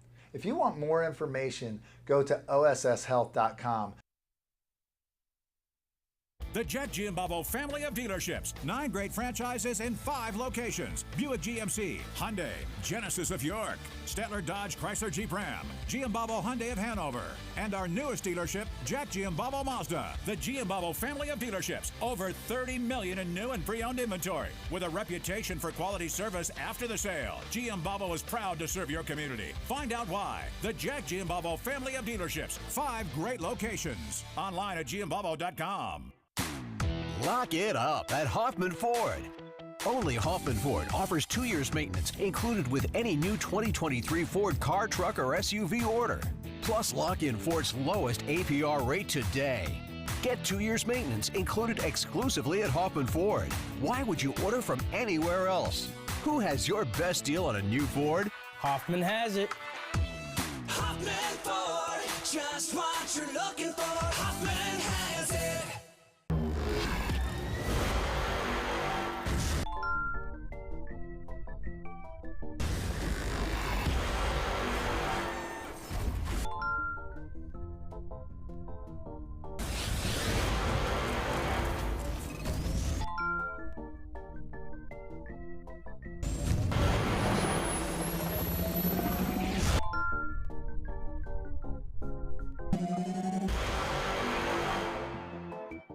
Groff Tractor is your full-line equipment dealer representing Case Construction and many other leading brands, serving the total sales, rentals, parts, and service needs of its customer. Students, begin your professional journey in a high-demand field with Groff Tractor. Contact us today to discover the power of our technician internship programs. Groff Tractor also offers scheduled maintenance along with 24/7 emergency service. Groff Tractor is your #1 source for everything under construction. And welcome back to more of our Jack G. and Balbo halftime report. And, Bill, we're getting to that time of season. Bill Chase, our coach, sitting here, where we're thinking about district playoffs right now, and we got 6 different divisions. Let's talk a little bit about some of the teams in the area here and how they're doing. Well, let's start with a single A and work our way up. Steel High, there are only 3 teams in single A in District 3. We had highlighted that on a previous broadcast. Steel High is almost definitely going to be the single A representative. They take 2 teams from District 3 to play in the playoffs. Steel High will have to beat one of those teams. Right now it looks like Fairfield will be the team that they're going to play in the district finals. Fairfield 2-5 right now. Yeah, so Steel High is going to be the Class A representative. How about in Double A? You've got one of the teams on the field here tonight. It's leading Double A. Yeah, Double A takes 4 teams into the districts. Trinity, right now it's Trinity ranked first. Anvil is second. You have DeLone Catholic and Camp Hill. And Trinity has beaten DeLone Catholic in the opening game of the season. I think it was, I'm going to say it was 35-7. They kind of dominated that game, and they beat Camp Hill pretty comfortably. Maybe last week. It was recently that they played Camp Hill. So they seem to be the class. Triple A, you've got 3 tied up there with Wyomissing, Lancaster Catholic, and West Perry, all at 8-0. And, of course, West Perry facing Steel High next week in a huge game. Yeah, that we'll see if Steel High is still in first place, tied with West Perry after tonight. And that will set up the winner of the Capital Division next week against West Perry. West Perry looks like a really good team. They score a lot of points and haven't given up many. How about in 4A? You got Manheim Central, always a great football name, right there with another great football name, Bishop McDevitt. Manheim Central 7-0, Bishop McDevitt 6-1, and Lampeter Strasburg in there at 7-1 as well. Yeah, Lampeter Strasburg's always interesting. I never quite know what they have, but boy, they give teams a rough go in the districts, and they've beaten McDevitt at least one time in districts. Solanco and Exeter in at 8-0, Gettysburg at 7-1, moving back over to the Mid-Penn this year. New Oxford at 7-1, and Elizabethtown at 7-1, and 5A. And then, of course, in 6A, you've got Cumberland Valley on top, 6-2. Central York right behind them, 7-1. Of course, Cumberland Valley beat them in our opening game of the season. And then you got Hempfield in there at 6-2 at 3rd, and Manheim Township 6-2 at 4th. Harrisburg back at 5th at 5-2.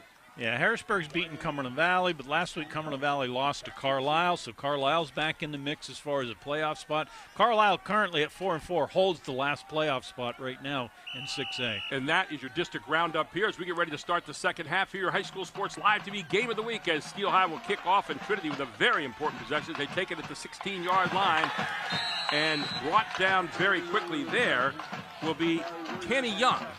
And Trinity will set up shop here, first down and 10 out near the 22-yard line. Yeah, and the 2 previous returns for Trinity, they had gotten really, really good field position. This time Steel High does a better job. Now, let's see if Steel High is going to continue to put about 10 guys in the box here and how Trinity responds. I've got to believe that Trinity's going to try to pop some type of pass here at some point, but they really don't have any play action. I wonder if they've been saving a package here for the second half. Well, this is a different look here. There you go. And right away, what do? First play is a pass, but now you're going to get maybe a holdout here in the flat. It looked like Kenny Young might have been hanging on to his man. Let's wait and see. Yeah, illegal shift. The penalty we've been getting all night. Isn't it amazing? You've run the ball the whole first half, and the very first thing you do is open up a brand new package to start second half with a new look. Yeah, you can tell that the quarterback was in his normal pistol or gun look, and they had Schlager in the right behind him in the eye. Smart call, though, really, when you think about it, because I thought Steel High was really starting to figure out that whole thing at the end of the first half. It's hard to go 70, 80 yards getting 4 or 5 yards a chunk. Okay, so we're back in the pistol with a little eye look here. So you got your quarterback back there, Caleb Ray, who he left the building there in the first half. We didn't see very much of him. Yeah, when you're the quarterback, you don't like the game plan that was put in the first half. So he's going to do the same play again, and almost picked off. They smelled that one out. Yeah, nice read by Amari Williams. Williams, who's had a fantastic first half as far as numbers of tackles are concerned. Tell you what, Amari Williams out of that linebacker spot is moving all over the place. I mean, he's smelling out plays everywhere you look. He just looks like a player. He does, doesn't he? So third down coming up here now. Should be second. So it'll be second down now. So Trinity's behind the sticks. Again, not what they want.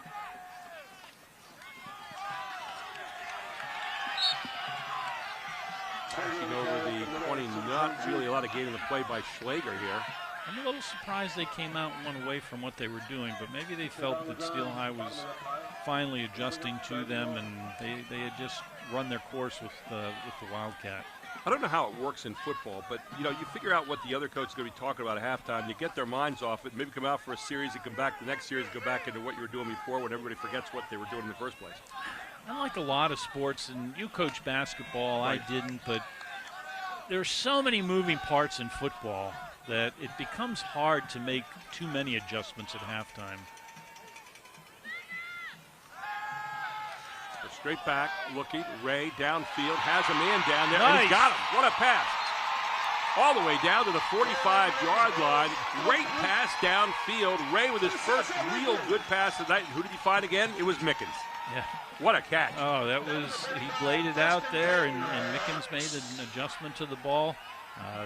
This young man's an athlete. Look at this. Ray steps back. It's a nice ball. Yeah, it really is. Leads it out, and Mickens just took it off the back of the defender who was on him that time. Yeah, the defender didn't see the ball, and the receiver did, and that becomes the key. Jayon Perry playing him man for man, and had him covered pretty well, actually, even though he didn't see the ball. He did. So it'd be first down and 10, 35 yards on the play.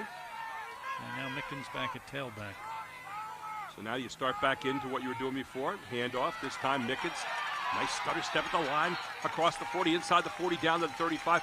Man, did he stop at a dime there and just lose a couple of defenders. Yeah, he gave him the leg and took it away twice and was able to get outside. So looks like we're going to see. This is what Trinity's base offense normally would look like. Look at this stop. Just planted that right foot. Two times he took that right leg away from him.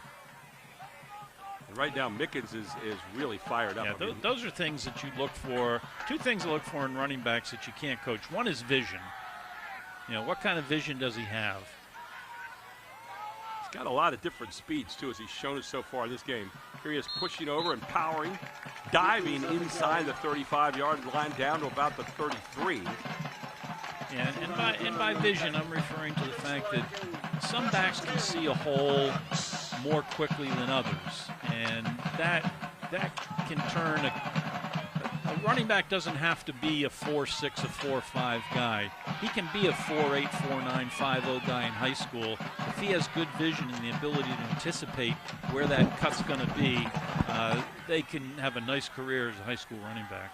Our game tomorrow night, by the way, Hershey and Lower Dauphin, our high school sports live game of the week. Second game of the week, by the way. Here's your handoff again. Mickens gets banged on the line and taken down right there. Nice job by the Steel High defense. Led that time by number 54, Marquise Beasley. Yeah, nice job by Steel High there. Also give credit there to Tavon LaGrande. The best I ever saw coaching high school football, when I was at Redland, LaShawn McCoy ran for over 400 yards against us when he was just a sophomore. Wow. I mean, he not only had the physical tools, but he had the great vision and cutback ability. So it'll bring up now 2nd and 12 now for the Shamrocks. 9:03 to go here in the third quarter. You're watching the High School Sports Live TV Game of the Week. Bill Chase, Gary Sutton with you, and our whole Invicta crew tonight, led by Chad Edwards. Here's your pitch back. A little different look this time, and now Mickens trying to break away. And again, there's that pursuit by the very quick Steel High defense. Yeah, and that's why they probably didn't want to go east and west early in the first half of this ball game. Now, Mickens is probably carried the ball 20 times now. I'll tell you who's been dynamite tonight. He's been Tavon LaGrande. He's been all over the play, and they're again stopping Mickens on that one. So now we're in an uncomfortable situation, although they completed their last long, 3rd and long. 3rd down and 12, ball at the 36-yard line. And you're going to get a penalty. It's going to be offside, Steel High. Offside, Steel High. So Steel High with their first big penalty here in the second half, and they're going to walk it down 5, so it makes it 3rd and 7 now. Much more manageable, and now this becomes 4-down territory, and you can run it now if you want to. So you give new options now to Trinity that they did not have a moment ago. We're 3rd down and 7 now. Ball moves all the way down to the 31-yard line here of the Rollers. Clock ticks under 8 minutes to go in the 3rd quarter. 2 receivers near side, 1 far side, 1 man in the backfield. Ray steps back, looks. Ray's being flushed out of the pocket. Ray's going to be brought down very quickly. And again, who is it? This time it's Tyshawn Holland Ali making the sack in the backfield. Huge play here for Steel High. That's the one thing Trinity couldn't have. It looked like Caleb Ray looked one way, didn't see anything. And in high school football, you rarely have the opportunity to come back and look to the other side. Take a look here. He looks one side, comes back to the middle, and here comes Holland Ali, just takes him down. And this is the play Trinity has to make. The way they're playing defense, punting the football. Here's Palkovitz, going to kick it out of there. Palkovitz, nice high kick here. All the way down and fair caught at the 7-yard line. So Steel High gets it. Nice kick by Palkovitz, and Steel High a chance now to get something going here in the second half. Yeah, but Trinity did what they had to do with the opening kickoff. If they weren't going to score, they had to move the football a little bit, make Steel High go to the distance of the field, which obviously they could quickly. Of course, you're down in dangerous territory here a little bit right now, but I don't think for Steel High they think that way.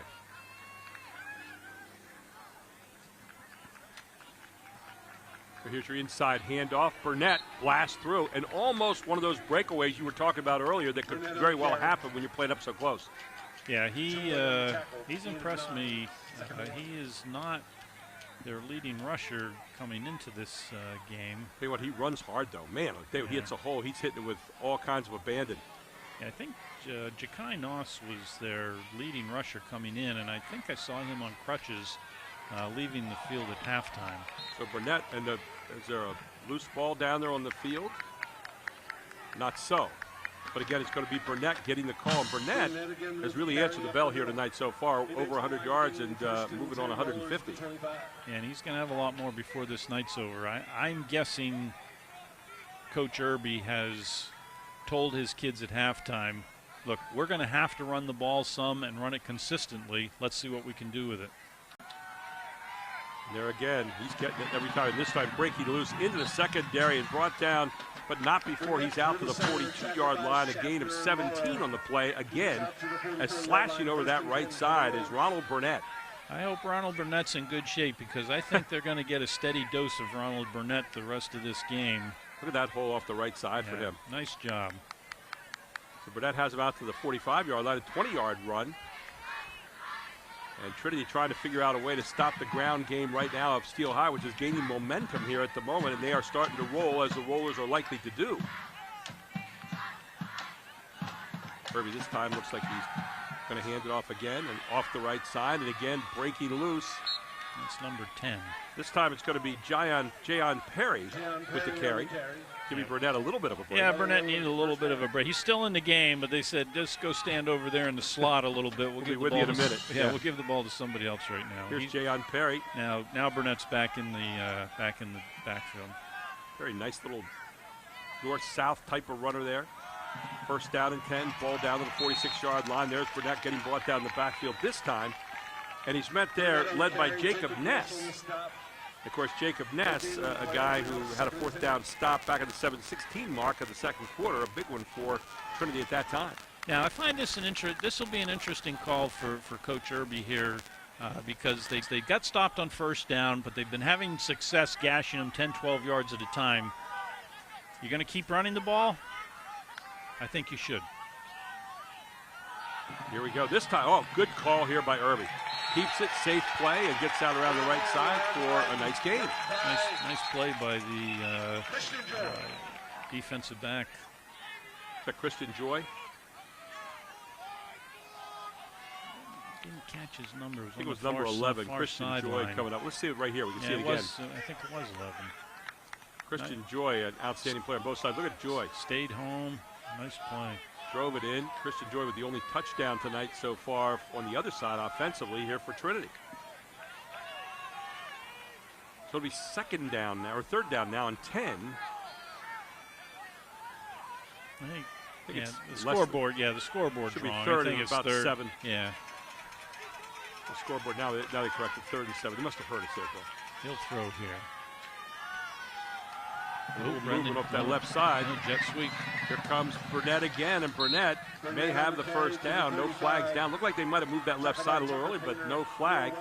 And Burnett with another nice run here for the Steel High Rollers. First down. I like the call there. I like what they're doing here. Obviously, the staff met at halftime and said, look, this is what Trinity's doing to us. They're not going to let us throw the ball as comfortably as we want. It'll be first down and 10. Ball at the 35-yard line here for the Rollers. Irby, handoff again. Burnett, and why not? This time Burnett is slapped down at the line of scrimmage. Nice surge by the defensive line that time for the Shamrocks. Yeah, so the last 2 first downs, they've held them to no gain, which puts Trinity in a much better shape than allowing 5 or 6 yards on first down. And the question remains, will Steel High stay patient with the running game? Well, they maybe mix in a short pass here somewhere. Well, they come out in the no back look. Irby showed you he can run when he needs to. There's Irby, steps back, looking over the middle, steps up in the pocket, and here he goes. We said he runs when he needs to. Inside the 30, out at the 25-yard line. And show it pretty close to another first down here as Irby just very carefully picked his way down there and read the situation. Yeah, he has time back in the pocket, and they're sending 4 guys out at least. I think they're leaving 1 in to block. He looks, he steps up in the pocket. He's still looking downfield, but nothing going on. So he says, I'll take it myself and get the first down. Yeah, Trinity must be doing a really good job in that secondary. 24-yard line, handoff to Burnett. Burnett's got some room on the right side. Burnett slashes his way down inside the 20, near the 15-yard line, maybe to the 14.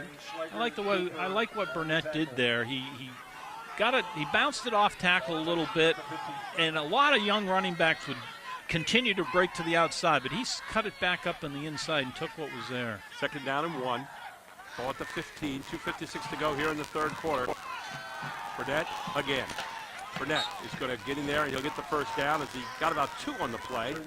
Kind of slipped out there going through the middle of the line. Yeah, that was the same play they had just run where he had picked up about 8 or 9 yards. And I like what Steel High does there. They repeat a lot of plays, especially when they go fast. Steel High has Andrew Irby Jr. up there, 53. Amari Williams up there on the line, 55. We got Tyshawn Holland Ali up there as well. This time, nothing doing. Trinity on top of it, led by Mickens. Yeah, that's that play they ran earlier in the first quarter. A little jet sweep action where he just tosses it underhand instead of riding the handoff like a lot of teams run the jet sweep. Mickens and Schlager on that tackle. McCraw. Over to the near side. It'll be second down and 10. Ball resting at the 13-yard line. You get a first down without getting a touchdown. Well, this time, good run off that right side again by Burnett. Burnett just finding ways to change speed, pick his way through some of the holes.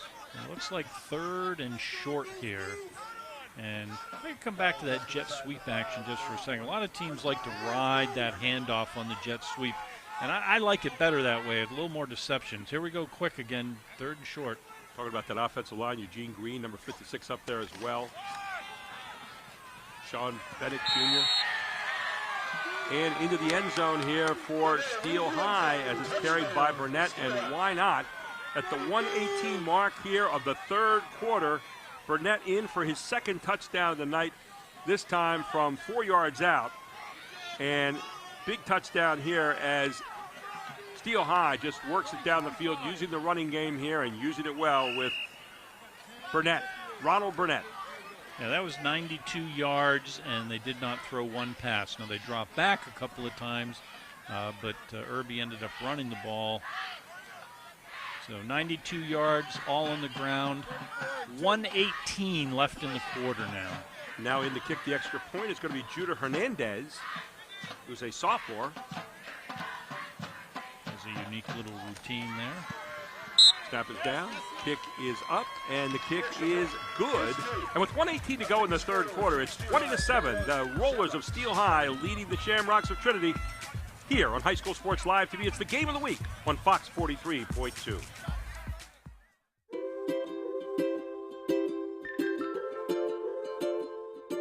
All across Pennsylvania, families are living their lives in their own homes.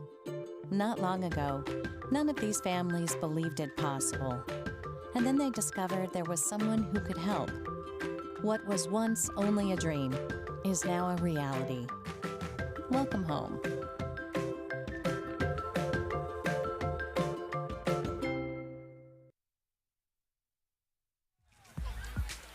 Four-yard plunge here for Steel High. Ronald Burnett with his second touchdown of the night, a 1-yard plunge, a 4-yard dance in, and 1:18 to go here in the third quarter. 21-7, Steel High leads it. Burnett's been the real deal, 187 yards, 182 yards so far rushing.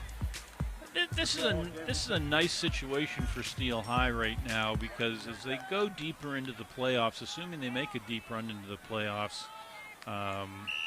they're showing that they can run the ball. They know they can throw the ball. Look at that, 14 plays, 92 yards, 5:49. Longest gain was 19 yards on the play, and they used the running game quickly. Kickoff here, and running it back. Trey Wyan up the near sideline and out past the 40-yard line. Nice return by Trey Wyan for Trinity. So what's Trinity have to do here now? Do you change your modus operandi?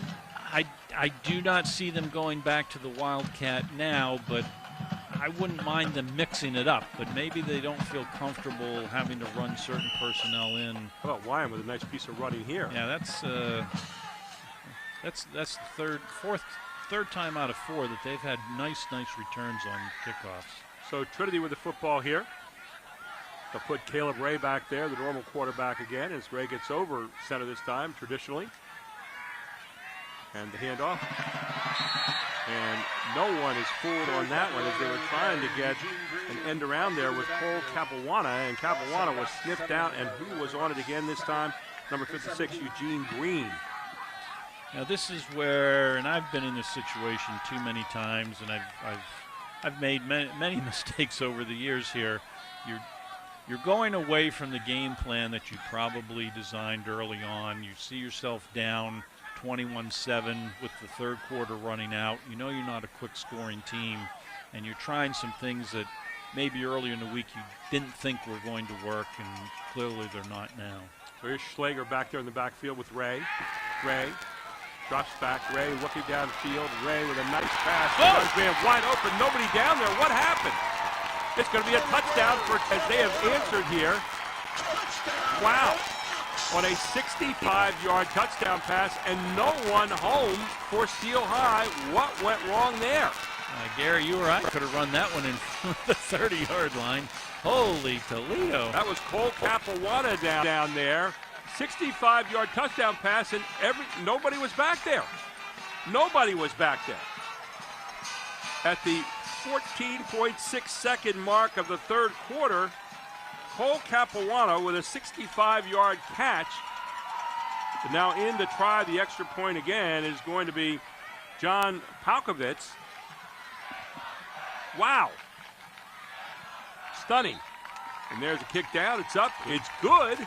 And just like that, the Shamrocks are back in it as we get ready to head to the fourth quarter in just a few moments. 21-14 on this 65-yard strike from Ray to Capuana. And he wants to get to the end zone, and he wants another 7 points, and they are down by just one touchdown. We'll take a break. We'll come right back. This is your High School Sports Live TV Game of the Week right here on Fox 43.2. So a while back, I thought to myself, I'm never going to own a home. I'm going to have to rent forever. I didn't have money for a down payment. I had no credit history, and I just got out of a divorce. But PHFA showed me that home ownership is possible. They offer me a low-interest mortgage and a way to manage the closing cost. To me, this is more than just my home. It's a huge accomplishment and a new chapter in my life, thanks to PHFA. 14.6 seconds to go in the third quarter, and a great touchdown pass from Ray to Capuana for a score just when you thought maybe Trinity was down and out. Not so. I know that seems like an easy pass sometimes because the guy is wide open and there's nobody around him, but as a quarterback, you see that in the back of your mind. You're thinking, oh crap, this guy's wide open, I've got to make the throw. And they took full advantage of it there as Pakovitz kicks off here all the way down, taking it to 2-yard line. Upfield they come, and they're going to be met at the 22 by Trinity. Nice coverage on the play there, led by Mike Johnson and also Mickens, and they'll set up first down and 10. 7.7 seconds to go here in the third quarter. I got mixed up there. I was listening to my ear. But let's take a look at that play one more time and see why he's so open.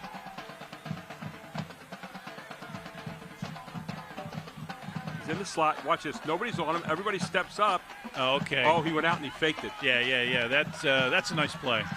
He ran out and he faked like he was going to almost screen it and then turn.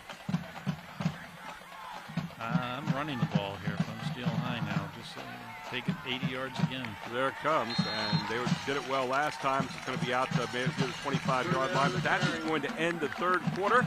We got an exciting one heading to the fourth. The Rollers lead at 21-14 over the Shamrocks. All here. This is High School Sports Live TV's Game of the Week on Fox 43.2. Back right after this. So a while back, I thought to myself, I'm never going to own a home. I'm going to have to rent forever. I didn't have money for a down payment. I had no credit history, and I just got out of a divorce. But PHFA showed me that home ownership is possible. They offer me a low-interest mortgage and a way to manage the closing cost. To me, this is more than just my home. It's a huge accomplishment and a new chapter in my life, thanks to PHFA. Everybody knows Hoffman has it. Did you know Hoffman has even more? There's the fully stocked Hoffman Ford Parts and Accessories Department, the Hoffman state-of-the-art collision facility, confidence in our ultra-modern service facility, peace of mind with master technicians, satisfaction with low prices. Do I really need to say it again? Hoffman has it. Only at Hoffman Ford, Colonial Park. Hoffman Ford, just what you're looking for. Hoffman has it.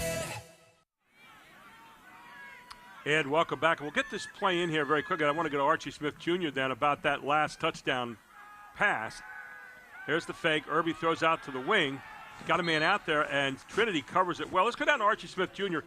That touchdown pass was kind of an odd one, Archie. You were down there. What happened on that play? Well, you can see they've been setting it up all game, guys. Throwing the quick, kind of like a bubble screen, the quick passes out. You can see Stilton almost could have intercepted one down here towards this end, but he ended up knocking it down. So they got the defenders thinking that something going to come out quick. The receiver acts like he's going to block on it.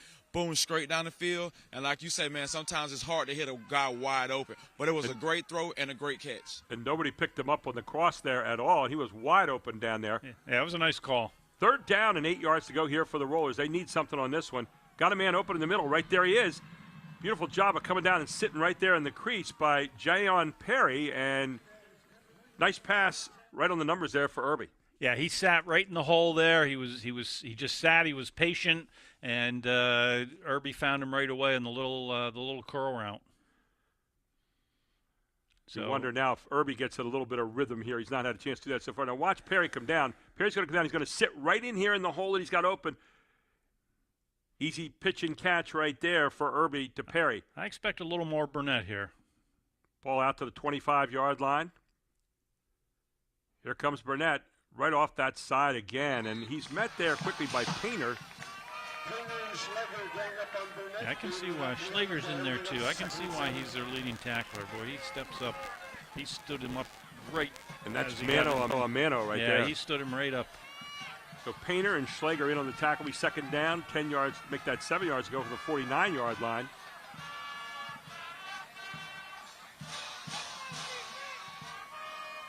Herbie has Burnett back there with him again.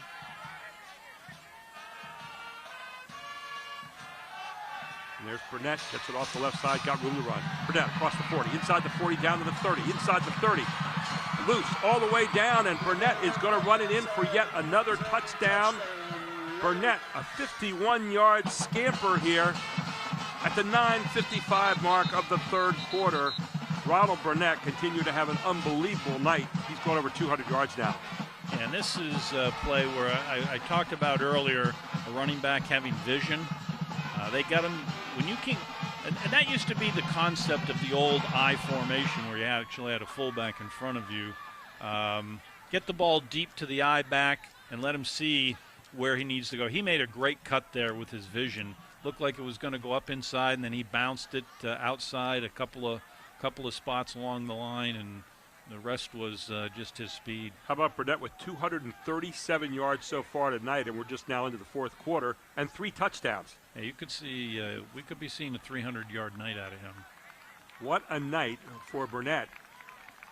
As into the game to kick the extra point with Judah Hernandez for the Rollers. Man, Burnett looking, if he wasn't the leading back coming in, he will be from now on. Yeah, in my stats, I had Ja'Kai Noss as the leading rusher for Steel High, or one of the leading rushers for Steel High, and I think I saw him on crutches at halftime. He's number 1, and Burnett is... 5 plays, 77 yards, 219 it took, 21 yards passing, 56 yards rushing on that mix. Ty Hernandez in now to try to add the extra point. Here's a snap, down, kick is up. Kick is just inside the goalpost, and it's good. 28-14, the Steel High Rollers lead it. All here on High School Sports Live TV on Fox 43.2.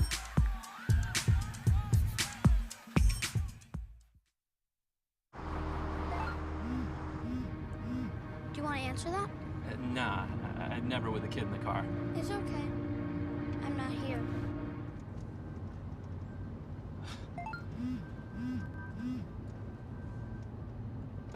I'm there.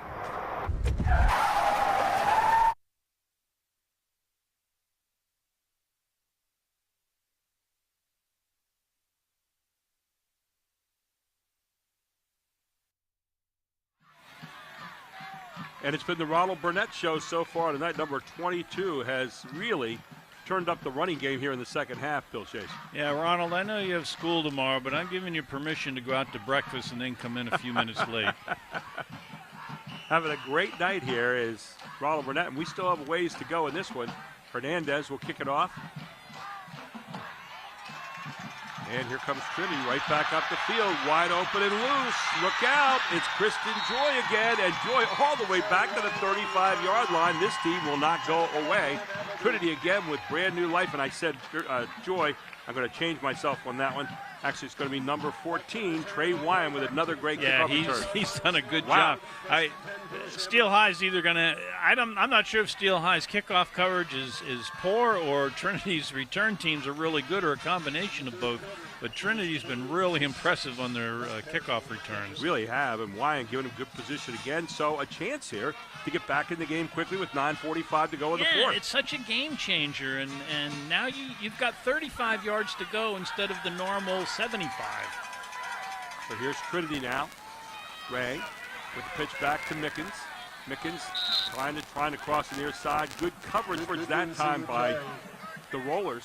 See, and those are the plays that I'm just not sure are going to be comfortable against Steel High because of the lateral pursuit. Yeah, the lateral pursuit that they have. When you're playing fast teams, it's really, really difficult. Tyshawn Holland Ali again leading the charge there up front for Steel High. So it'll be second down and 10. No gain on the play, ball at the 35-yard line. And Trinity may have to resort to the pass again. They've got 4 wideouts. Ray calling out the signals here. Straight back, looking, has a man wide open downfield again. Look out.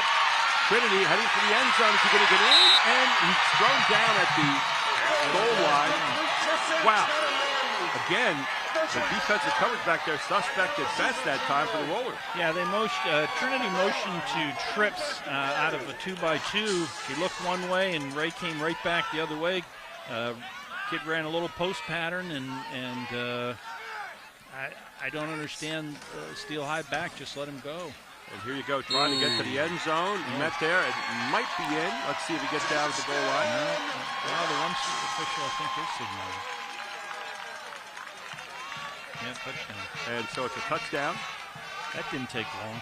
Nope, very quickly. Trinity answers again here. And this handoff is going to go Schlager. And Schlager, at the 8:30 mark here of the fourth quarter, brings Trinity back one more time. And it was all set up by that kickoff return. Absolutely. By Wyatt, who's been kind of an unsung hero tonight.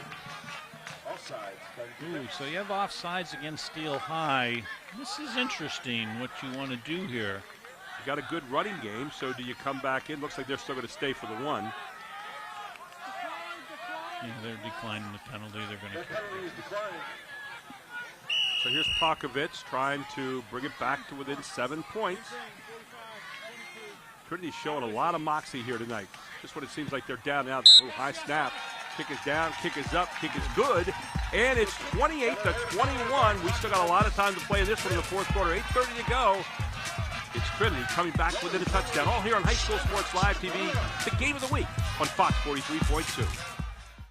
The Jet Giambavo family of dealerships. 9 great franchises in 5 locations. Buick GMC, Hyundai, Genesis of York, Stettler Dodge Chrysler Jeep Ram, Giambavo Hyundai of Hanover, and our newest dealership, Jack Giambavo Mazda. The Giambavo family of dealerships. Over 30 million in new and pre-owned inventory. With a reputation for quality service after the sale, Giambavo is proud to serve your community. Find out why. The Jack Giambavo family of dealerships. 5 great locations. Online at giambavo.com.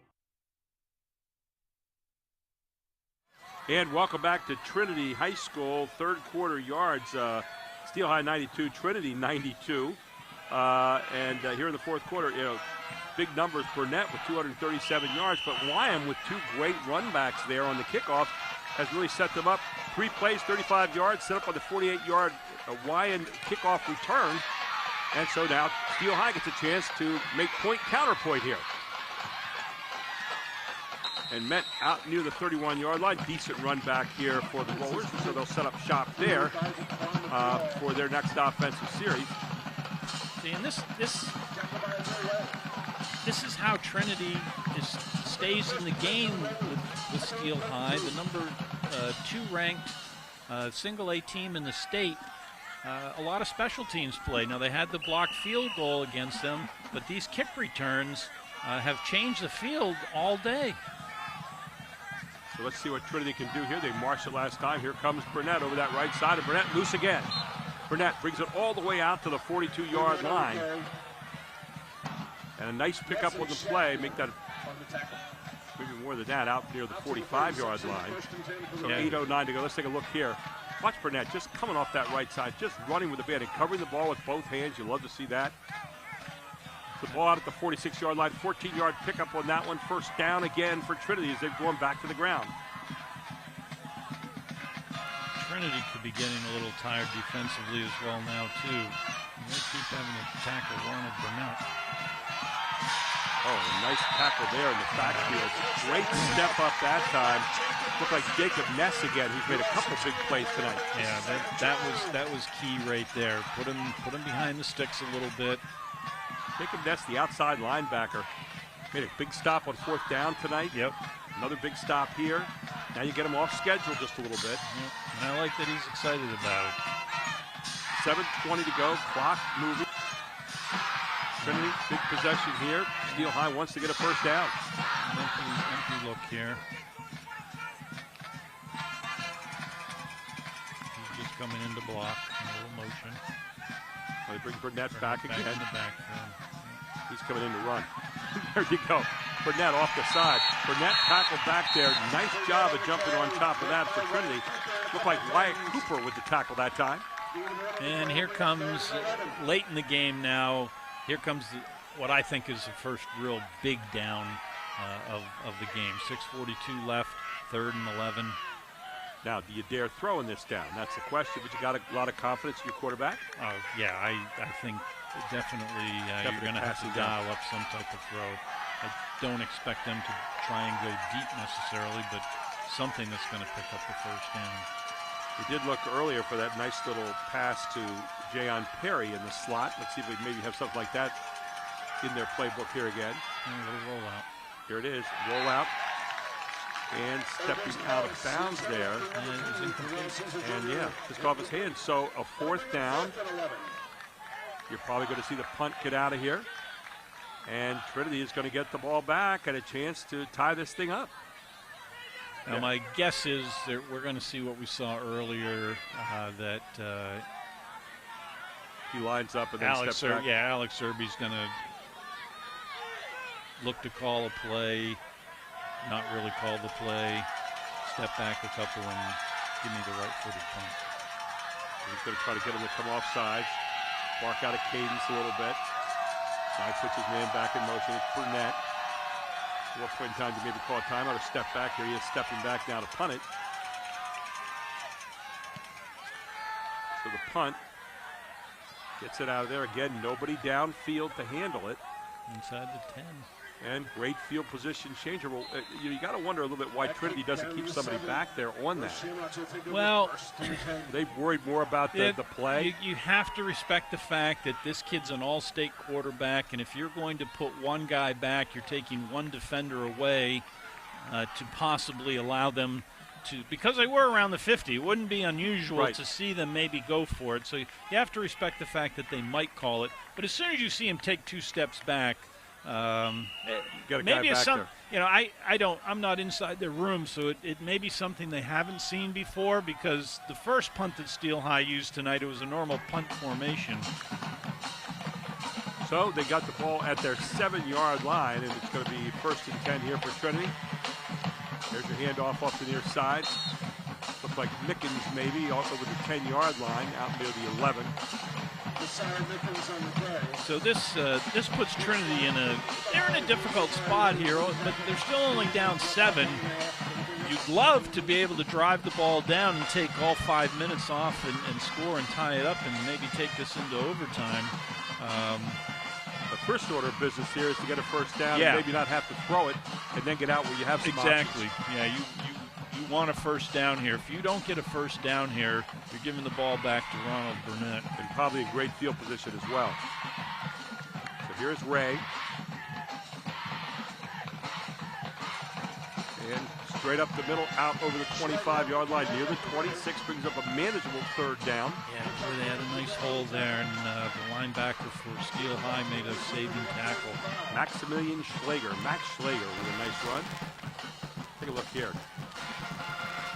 Schlager just takes it and just falls up the middle. Yeah, there's your, who's 55? Excellent tackle there by number 55. That was Amari Williams again. Yeah, he's been dynamite. He saved him there. So it brings up 3rd down now and 5. Mickens in motion, fake the jet sweep, cross the middle they come, man wide open. This is going to be number 11. He's going the whole way. It's Christian Joy all the way to the house. Christian Joy, 85-yard touchdown run for Christian Joy, and all of a sudden Trinity within 1 point of tying this thing up. Joy had gotten some carries early in the Wildcat situation, and I hadn't really gotten to see him break anything. He's fast. Take a look at this. He's gone. 85-yard touchdown run. His 2nd touchdown of the night for Christian Joy. Wow. Huge play here. 4:24 to go in the 4th quarter, and now 1 away as Palkovic's in to try the extra point. It's up. It's good. 28-28. It's starting to look like last week, Bill, when we saw the 28-27 overtime game with East Pennsboro, or 2 weeks ago. Offside Steel High. Offside Steel High, but I don't think you're going to see anything here. Declined. 28-28. That one surprised. I did not expect them to go 90 yards. Oh, wait a second now. You have to kick it again. This actually benefits Steel High by being offside. So it was declined. There it is, up. And the kick is good again. He's a good kicker. 28-28. Steel High. Trinity tied up. We got 4:24 to go in this one. Don't you dare leave that seat. We'll be right back. It's High School Sports Live TV's Game of the Week on Fox 43.2. Everybody knows Hoffman has it. Did you know Hoffman has even more? There's the fully stocked Hoffman Ford Parts and Accessories Department, the Hoffman state-of-the-art collision facility, confidence in our ultra-modern service facility, peace of mind with master technicians, satisfaction with low prices. Do I really need to say it again? Hoffman has it. Only at Hoffman Ford, Colonial Park. Hoffman Ford, just what you're looking for. Hoffman has it. How about Christian Joy? Just gave a little joy to the Trinity fans. He's got 103 yards in this game himself tonight and 2 touchdowns. So yeah. Christian Joy. You got the Trinity section, student section over there, and they are rocking the place. Archie Smith Jr. talked about how this place is full tonight. Well, here's Pakovitz kicking off. And now Steel High has to come up with an answer as they're being pushed right now big time. Coming out of the corner. There you go. Good tackle back there. Pakovitz is a good kicker. Nice. Both punter and kicker. You see who tackled again. Jacob Ness downfield there to hold him to a short kickoff return. So Steel High, who averages 52 points a game, and on the other side you have Trinity, who averages about 27.5. Trinity right on their numbers right now. Take a look. He drops it there for a moment. He has to pick it up and take off with it. And then Jacob Ness coming down and making the tackle. So first down here. Ball at the 24-yard line for Steel High. There goes Burnett again. Burnett has carried a lot through the second half, but this time is met along the line of scrimmage nicely. And I think that's Jacob Ness again, who has turned up big here in this game. This guy is fired up. I like his excitement for the game. He's enjoying himself out there, and that's the way it should be. Jacob Ness playing a big-time defensive game here so far. It'll be second down now, 10, no gain on the play, and again trying to get Steel High off schedule. And Trinity is toughened up on defense. They're pressing up on the slot man. Fake the inside, running near side. Wyan comes up, pass over the far side or the near side. It's going to be a nice catch over there. Good look. They found Real Caesar Jr. over on the near sideline. Yeah, and he's been kind of no name tonight. He's their leading receiver. 34 catches, 524 yards, 7 touchdowns, and we really haven't called his name tonight, but this is excellent. Herbie's got some great poise, doesn't he? Yeah. Caesar was going deep on that, and he saw Irby scramble. He came back and made the great first down. Ball spotted 36, back to Burnett they go. Burnett picking his way through the middle. Burnett out near the 47-yard line. Pick up close to 11 yards of the play. Should be another first down. And we've got 3:26 to go. Plenty of time for Steel High. They can do what they want, continue to run the ball. And again, you have an all-state quarterback in Alex Irby.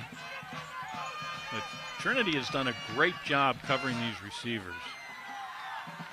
They really have, and they've made it where Irby's got to run every now and then. Now this time Burnett has met Slager, finishing him off up there, but he was slowed down by a bunch of Slager's friends before that.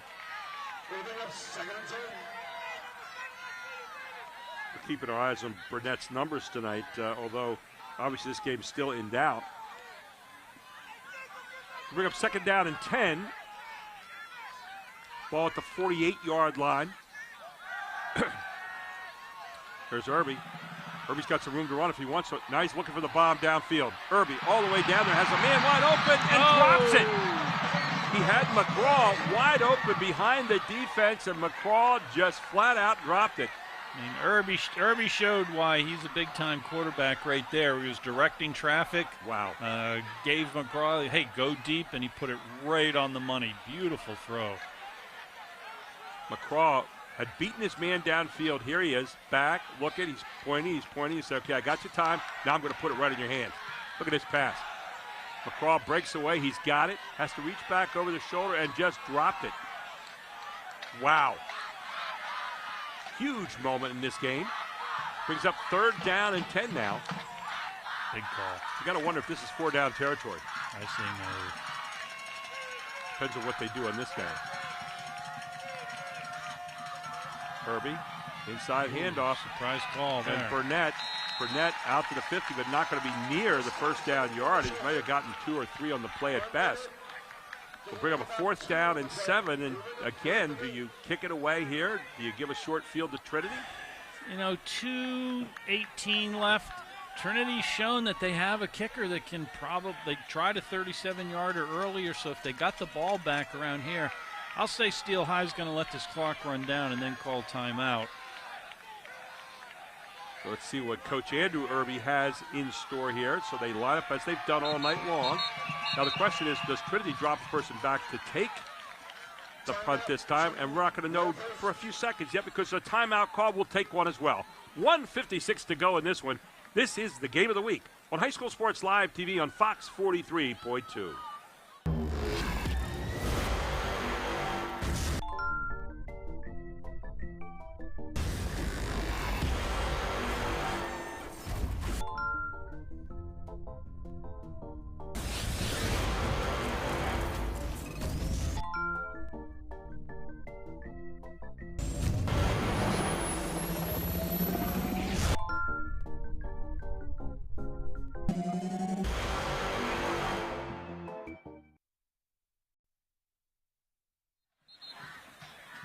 And welcome back to Trinity football field here at Trinity High School in Shiremanstown, Pennsylvania.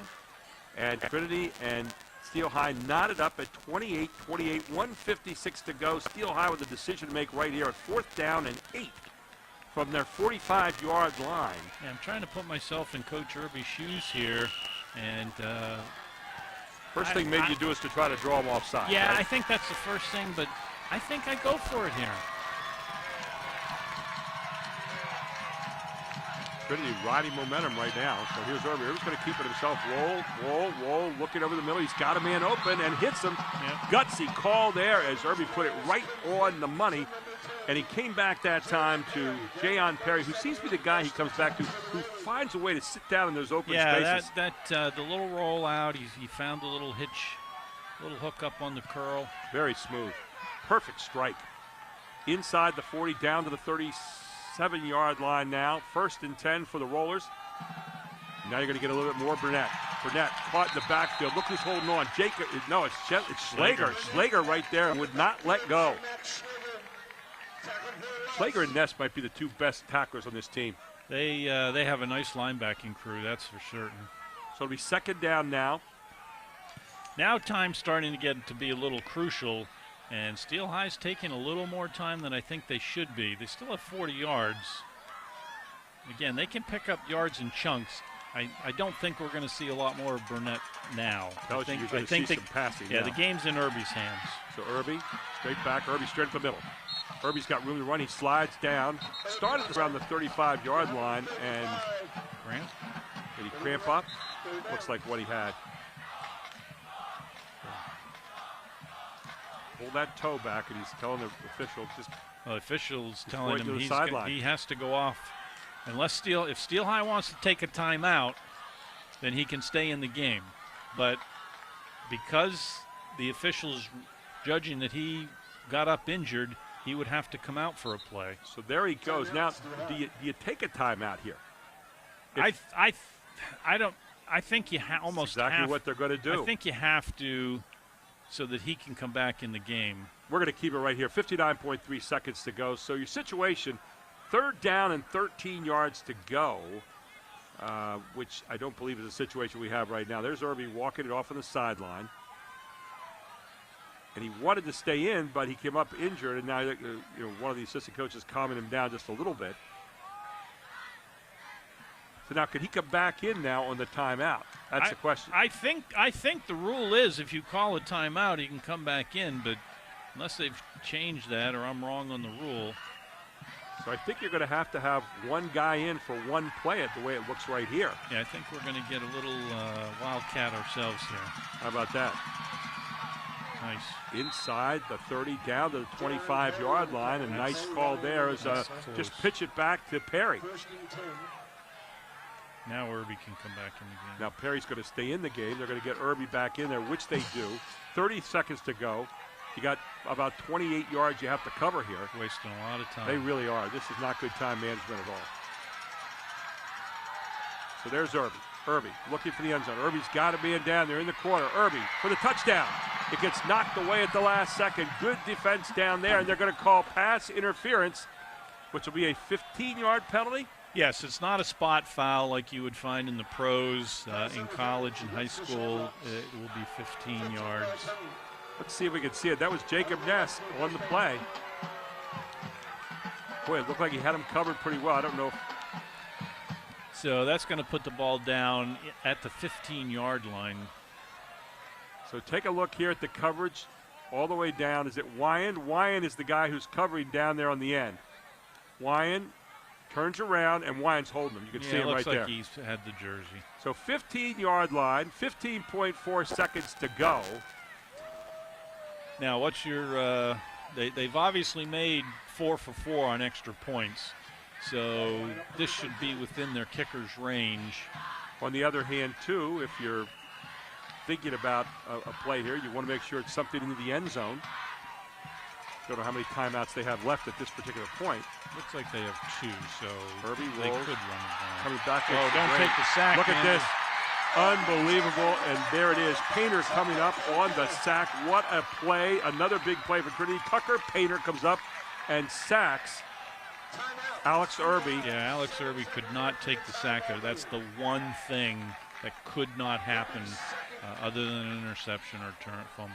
So here's Irby, and just looking back, it should have just thrown it out of bounds or done something with it, but there's Tucker Painter coming up, and who was right alongside him? There's Ness again. He was looking back against the grain and nothing going there, and again, great coverage downfield by the Trinity backs. So 7.2 seconds to go. You got to put this in the end zone.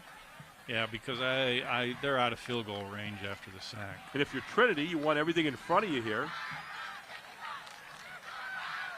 So 7.2 seconds ago. What is it about getting together with you on overtime games? Looks like we're close to another one here. I'm going to have to talk to my union about this. However, we still have 7.2 seconds to go in this one, so this is by no means over in regulation. Or for overtime yet. I mean, it could be over in regulation right here on this play. Yeah, you're probably going to get this one play. Irby, end zone, has a man. Nice throw. Touchdown! No. Right off the hands again. He put it right on the money. Man, I'll tell you what, he's got to put the ball down there nicely. Yeah. As he found his man Perry, most sure-handed receiver he's got down there. 1.5 left.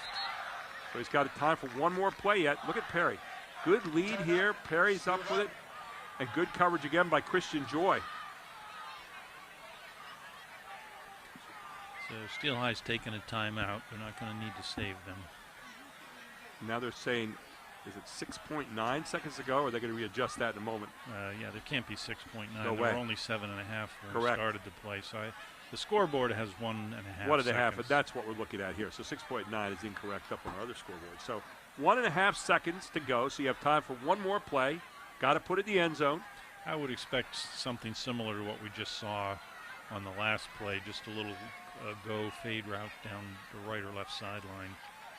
Tell you what, Alex Irby's showing you something here in terms of touch, isn't he? He throws the ball really nicely, and I come back to what I said a few weeks ago when Timmy Bonin was the quarterback for Northern, the left-hander. I just love the way the left-handers throw the football. And he looks so smooth. Just we talked about that. He has so a long rhythmic release. 1.5 seconds to go. Could this be the last play of the game, or are we going to head to overtime? Trinity's burning their time. And timeout's being burned. The chess game is alive. Let's go down to Archie Smith Jr. right now, if we can get him down on the field. And do we have Archie there? So Archie, 1.5 seconds to go. What do you call it on this play right now? If you're Andrew Irby, you got to obviously throw it in the end zone. But man, what a call here! Guys, where I'm standing at, guys, is those two balls you guys was right was spot on the money. And if he's throwing it like that, I'm doing the same thing again. I'm gonna just give my athletes a chance to go up, get the ball, and win it for us. Archie, who do you think's better suited for overtime? Man, from the 20-yard line going in, man, with Trinity running the ball like they're running it, it's going to be a position. Whoever can stop the other team, because Stilton got a good running game going on with Bennett as well. Here we go, trick play, guys. Trick play coming up right here. What in the world is the call here as they set up for looking like a trick play? And another timeout. So let's keep it here. Let's come back down to Archie for a moment. So Archie, a little trick play, forced another timeout. And we live to fight one more down here. 1.5 seconds to go in this one in regulation. Archie? Well, one thing what you want to do is have that timeout in your back pocket. And Coach Jordan had that timeout to see, because you want to see what the offense is going to give you, so you have to come out and be able to adjust to it. Now, does Stilton come back out with this same formation again, or do they come back out with a different formation? Like I said at halftime, guys, this game is check test. Andrew Irby comes back out now as he changed the formation one more time, back to more of a regulation look there. Well, they are right now. And I did not think you could call back-to-back timeouts in high school. But here's Irby, one more time, regulation, 1.5 seconds to go. Trinity trying to stop him.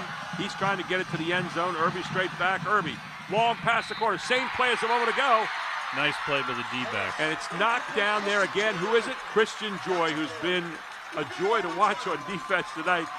And he's enjoying his moment in the sun right here. And we are heading into overtime, I think. Yes, we are. 28-28. Hey, you're going to have to stay for a little extra time here again tonight, Phil. Well, let's go over the overtime rules. Here we go. So there's going to be a coin flip. And whoever wins that coin flip is going to defer. You want to be on defense first. Then the play will start 4 downs from the 10-yard line, and they'll have 4 plays. Any turnover, and that ends the drive. The other team can score off of that turnover with an interception return or a scoop and score on a fumble. You can kick a field goal, score a touchdown, go for 1, go for 2. Basically, all the scoring rules still apply. But 4 downs, and again, big advantage to the team that gets the ball second. So we're going to head to overtime here. Now we're going to go out and take care of the most important part of the overtime so far is the coin flip and see who gets that. So we'll head out to midfield here. So bring the two, obviously the quarterback there, Alex Irby, out there. Now, a few weeks ago when we had Northern and East Pennsboro in overtime, I felt Northern clearly had an advantage in overtime because they could run the ball more consistently than East Penn was able to. And 4 downs running the ball, you're hoping you can get it in. And that forced East Pennsboro, when they did score on the second overtime, they went for 2. So now Jordan Hill is going to walk out his guy, who is number 22, Wyatt Cooper.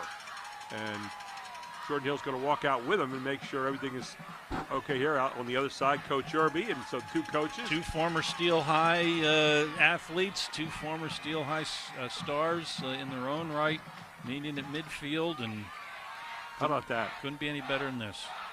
Long tradition at Steel High, a proud town.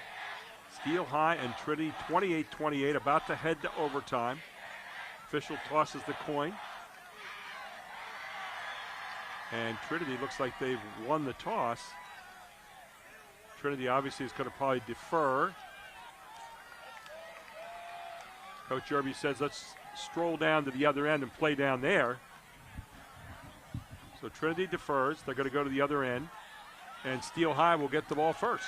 Steel High will get the ball first, and I would expect to see some Ronald Burnett here. The Ronald Burnett show can open up act number 2 here in the overtime right now.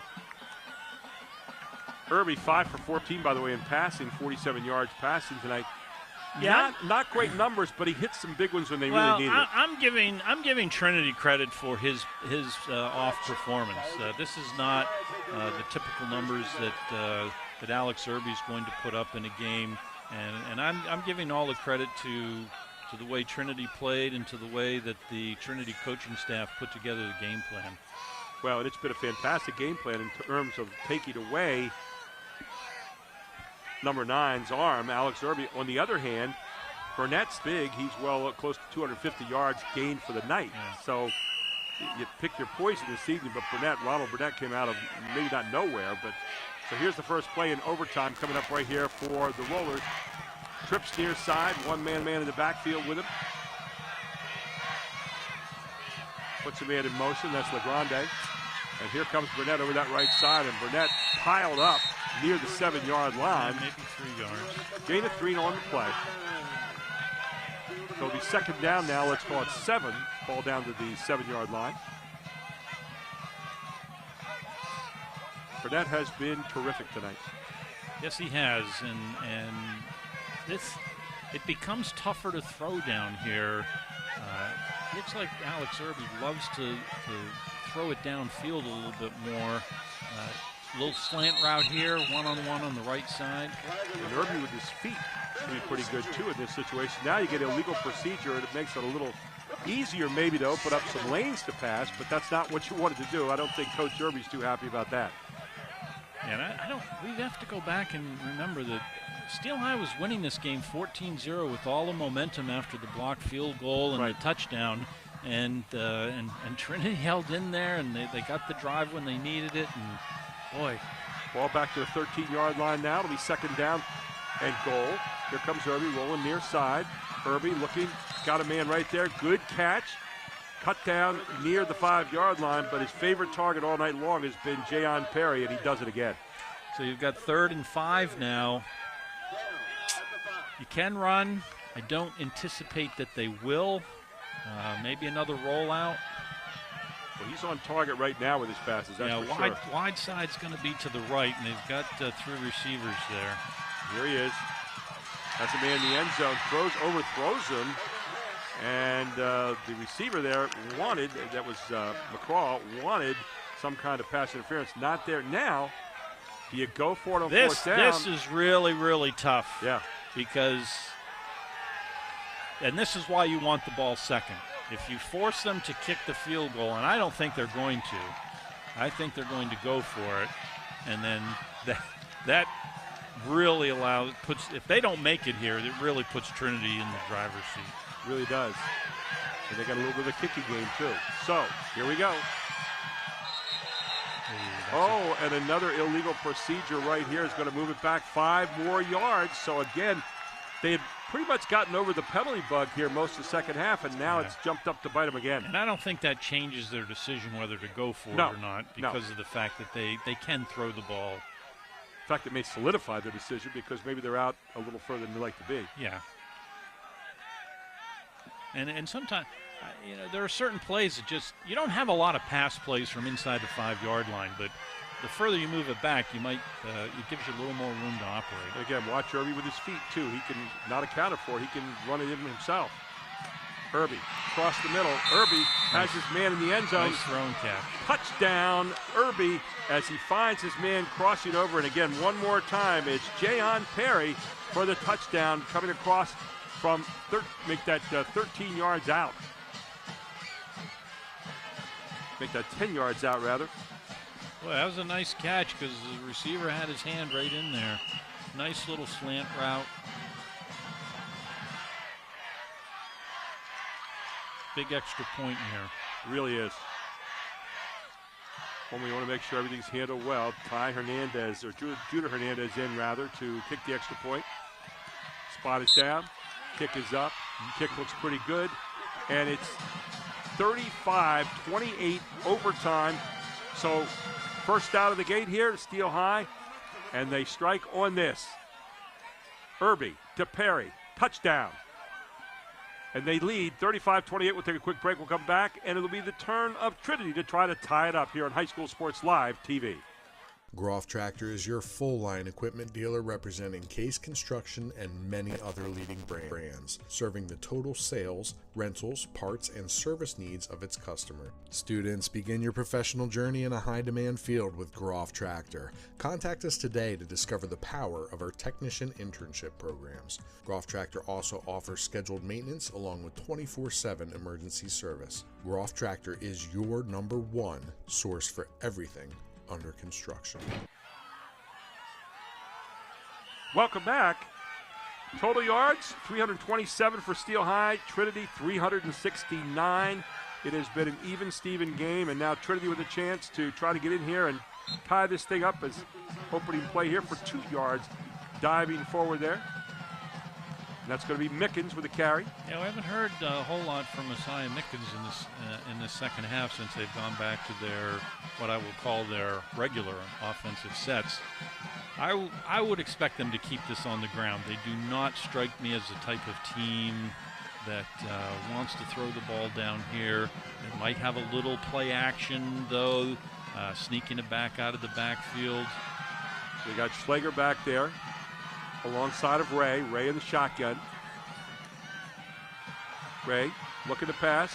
Ray flushed out of the pocket. Ray trying to run for his life. He's going to be brought down. He's going to be sacked. And a great job again for Steel High, as it was number 56, Eugene Green. We've called his number a lot tonight with a huge defensive play here in overtime. And that's the that's what I would have feared could possibly happen. Man's covered. Quarterback Caleb Bray should have probably thrown the ball away. Makes it a lot more difficult now. So now it'll bring up 3rd down and goal. They know they have to score a touchdown, so they almost have to throw the ball 2 times now. You got 2 plays to get down 15 yards. That's kind of the way you look at it, so you don't have to do the whole thing at once. But you can't get caught for another sack, that's for sure. So Ray puts Mickens in motion. Ray, straight back. Ray, looking, he's got his man open. Oh, did he have it? Did he pull that in? And they're going to say it's a catch. Boy, that was low, and you get no replay here on TV, so take a look. What a great slant across there. Oh, that was on the ground. Yeah, I can't. That was on the ground. And, yeah, that was Tanny Young pulled that in. That was a nice play design. It was. They pulled it right off the ground. My goodness. So it's going to bring 4th and goal. Here's your game. So you're on the 3-yard line. You can run the ball. I don't anticipate they will. It's a gutsy call to run the ball down here. I would like to see them run the ball. I think they can get Schlager in there. Well, he's got Schlager there. They're going to hand it off to Schlager. Before timeout, that happens, Steel High. Steel High calls the timeout. Good timeout there because I think he was in. We are going to stay right here. So let's go back down. If we can get Archie Smith Jr. again, we'll get him to open up his mic down there on the sideline. And Archie, are you there? We're going to try to come to you for a moment. Don't forget Fox 43 weather smart game time temperature of 48 degrees, and we got Archie Smith Jr. down there. So you got the game is right here. I believe it's 4th down and 3 right now. And what do you call it on this guys, one? It's 4th and like a long 4. But one thing which was a big call just now was the timeout by Coach Alex, because Trinity was trying to go quick, and I think they had still the Rollers outman to the side that they was running to. So that timeout was able to let these guys to adjust back, guys. But here we go. Well, here we go. It looked like they wanted to run a running play to Schlager. This time, you got Mickens back there. Let's see what they got dialed up. They're not going to throw it. They're not going to pass to Mickens. They throw it to the end zone instead. What a call! And it's dropped. Oh, no! They got exactly the call they wanted into the end zone, and Steel High is going to win it 35-28 in overtime. But what a great call for Trinity at the end. They had exactly what they wanted. They had their receiver in the end zone. The players gather around him to give us some solace right now. Take a look at this play. What a great call. He rolls out. He's got his man out there on the flat. He throws the ball to him, and for a moment it looked like a touchdown. The guy he had out there was Cole Capuano, who'd already caught one big touchdown pass tonight and just could not hang on. Couldn't see if maybe it was knocked away at the last second. 35-28, Steel High survives in overtime and beats Trinity in one of the great games of the year. Trinity now moves to 5-4, 3-2 in the Capital Division. Steel High 5-0, getting ready for the big showdown next week with West Perry. Now moves to 7-1, and They escaped tonight here, Bill. It's a great football game. Credit to both teams. Sloppy at times, but some big plays. Guys stepping up all over the place. Guys we hadn't even really heard of all year. Ronald Burnett, I didn't know who he was coming into this game, but boy, he's on the radar now. Some of the defenders for Trinity who made big plays. The coaching was excellent. So we're going to take a break. We're going to come back. We've got our Capital Blue Cross post-game report, including our Hoffman Ford player of the game, our Capital Region Insurance Agency play of the game. Take your pick on that one tonight. And we'll be back with more right after this. 35-28, Steel High wins it over Trinity in overtime. We'll be back with the wrap-up right after this on Fox 43.2.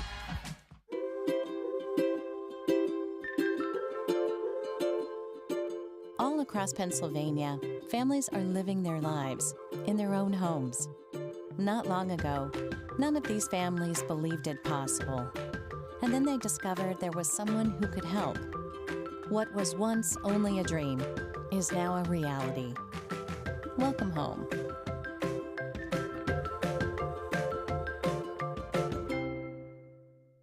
The Jet Giambavo family of dealerships. 9 great franchises in 5 locations. Buick GMC, Hyundai, Genesis of York, Stettler Dodge Chrysler Jeep Ram, Giambavo Hyundai of Hanover, and our newest dealership, Jack Giambavo Mazda. The Giambavo family of dealerships. Over 30 million in new and pre-owned with a reputation for quality service after the sale. Giambavo is proud to serve your community. Find out why. The Jack Giambavo family of dealerships. 5 great locations. Online at giambavo.com. At Capital Blue Cross, there are more yeses and fewer nos. Protecting your health and making it easier so you can spend time on what makes you smile.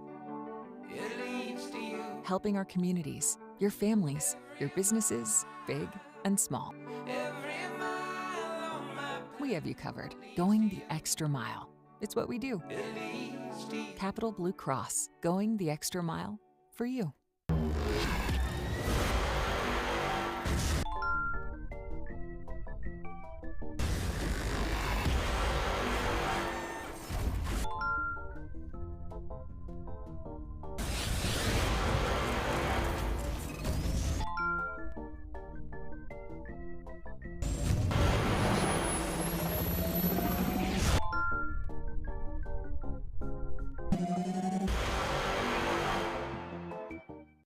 If it's used car peace of mind you're looking for, Hoffman has it.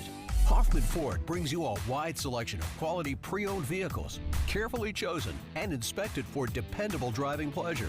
For the ultimate peace of mind, shop the Hoffman collection of Ford Blue Advantage certified pre-owned vehicles. If you're looking for a used vehicle, you can feel good about your loved one's driving. Hoffman has it. Hoffman Ford, just what you're looking for. Hoffman has it. We wake up with the sun.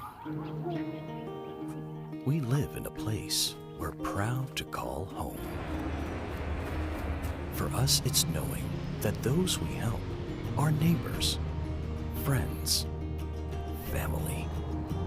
As the leader in providing the best orthopedic care for our community, we come together to do our part.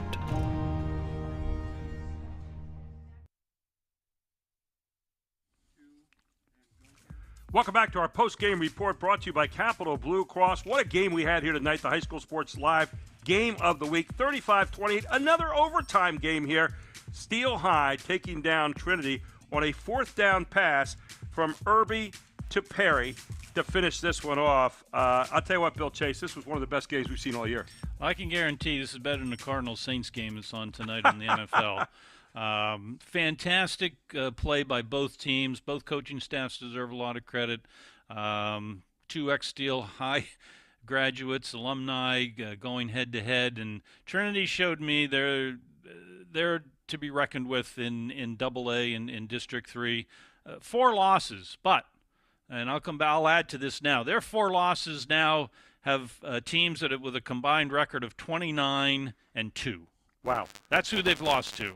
And so Real deal. And showed a lot of moxie here tonight. Being down 14-0, looked like the bus was leaving town, looked like the Rollers were leaving town, but not so quick. Trinity showed a lot of great effort tonight, not only offensively but defensively as well. Yeah, the Steel High Rollers are who they are. They've been a strong program. They've been state champions before. They know how to win games.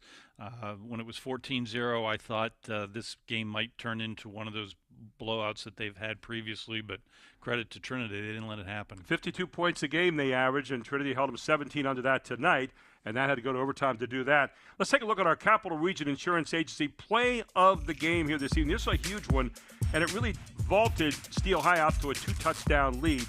Take a look. Trinity getting ready for the field goal. Pokovitz, it's blocked.